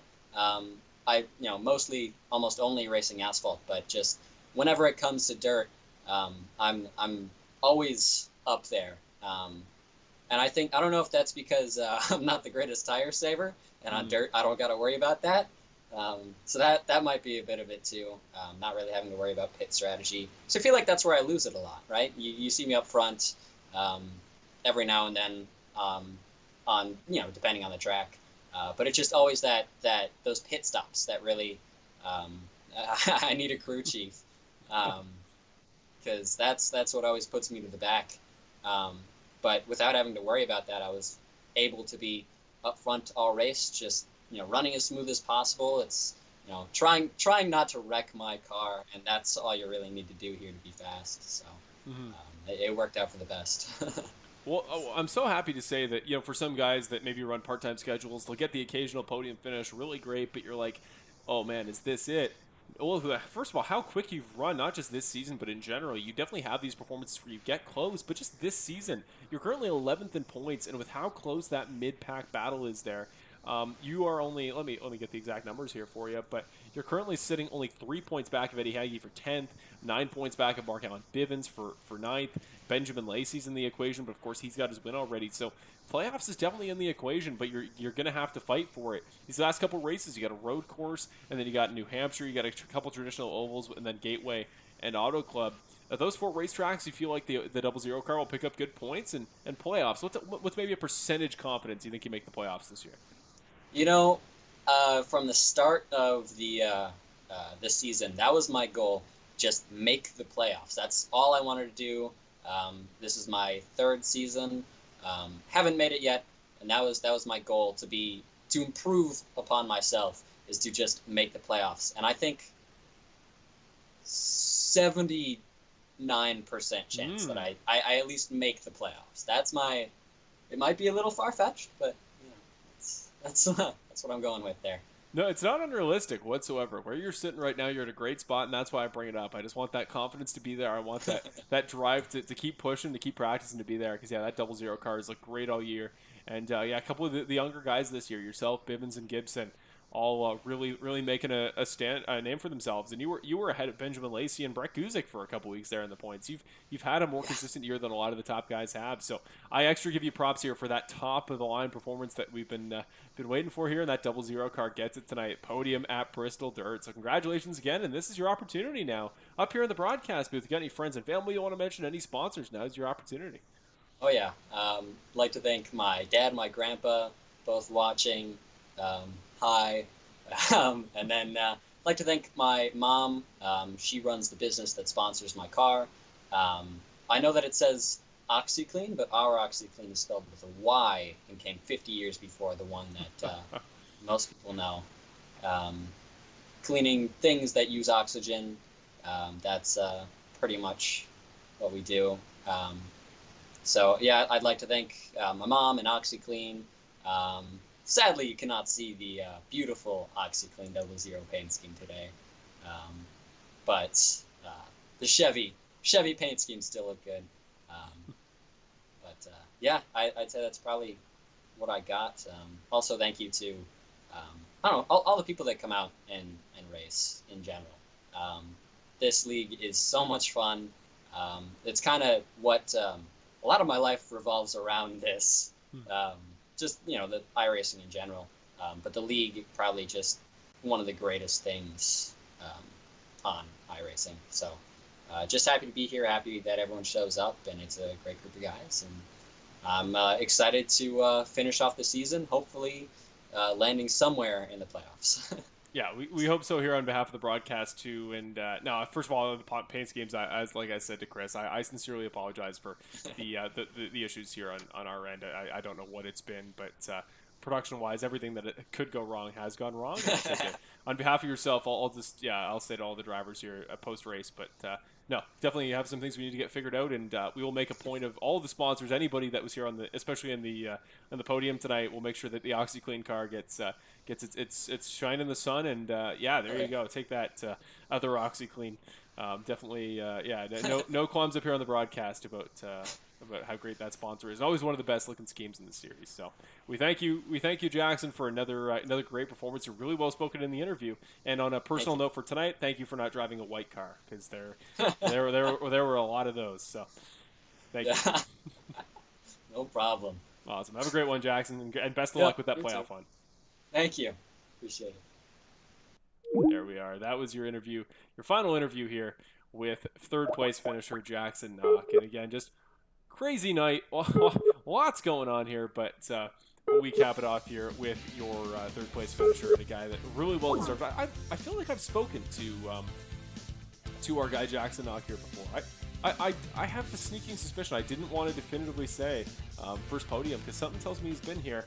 And if I'm wrong, that's just a glowing endorsement of just how solid he's been over the years. I think in my mind, he's kind of what Mark Allen Bivens was 2 years ago, back in Season 9 when he was our most improved driver.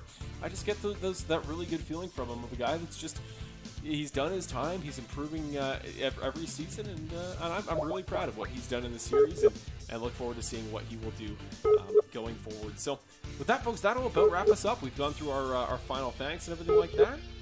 We are looking good to go. So let me just double check and see if we can get our guy, our co-broadcaster Christopher Ferreira, back up here in the booth. But right now it's looking like he's unavailable as of this moment. So we'll give it one more shot here. And again, I do want to sincerely say, not only just to all the fans and all you guys watching at home, but the drivers as well. Just the issues we've had whether it be last week with the graphics package, and then this week with the the car graphics. There's just a lot that goes into these broadcasts, and there's a lot of stuff that, as much as I try to get it figured out, that can go wrong. And this week I will just take a bigger picture look at it, say, okay, what is going on in my hardware-wise that is making these issues come to light, and we'll get them fixed. I just want to always make very clear that whenever we have little issues in the broadcast, that they are being fixed. This isn't passive. This isn't the new standard. The top standard we had at the beginning of the season and last season is what to expect, and to expect it next week.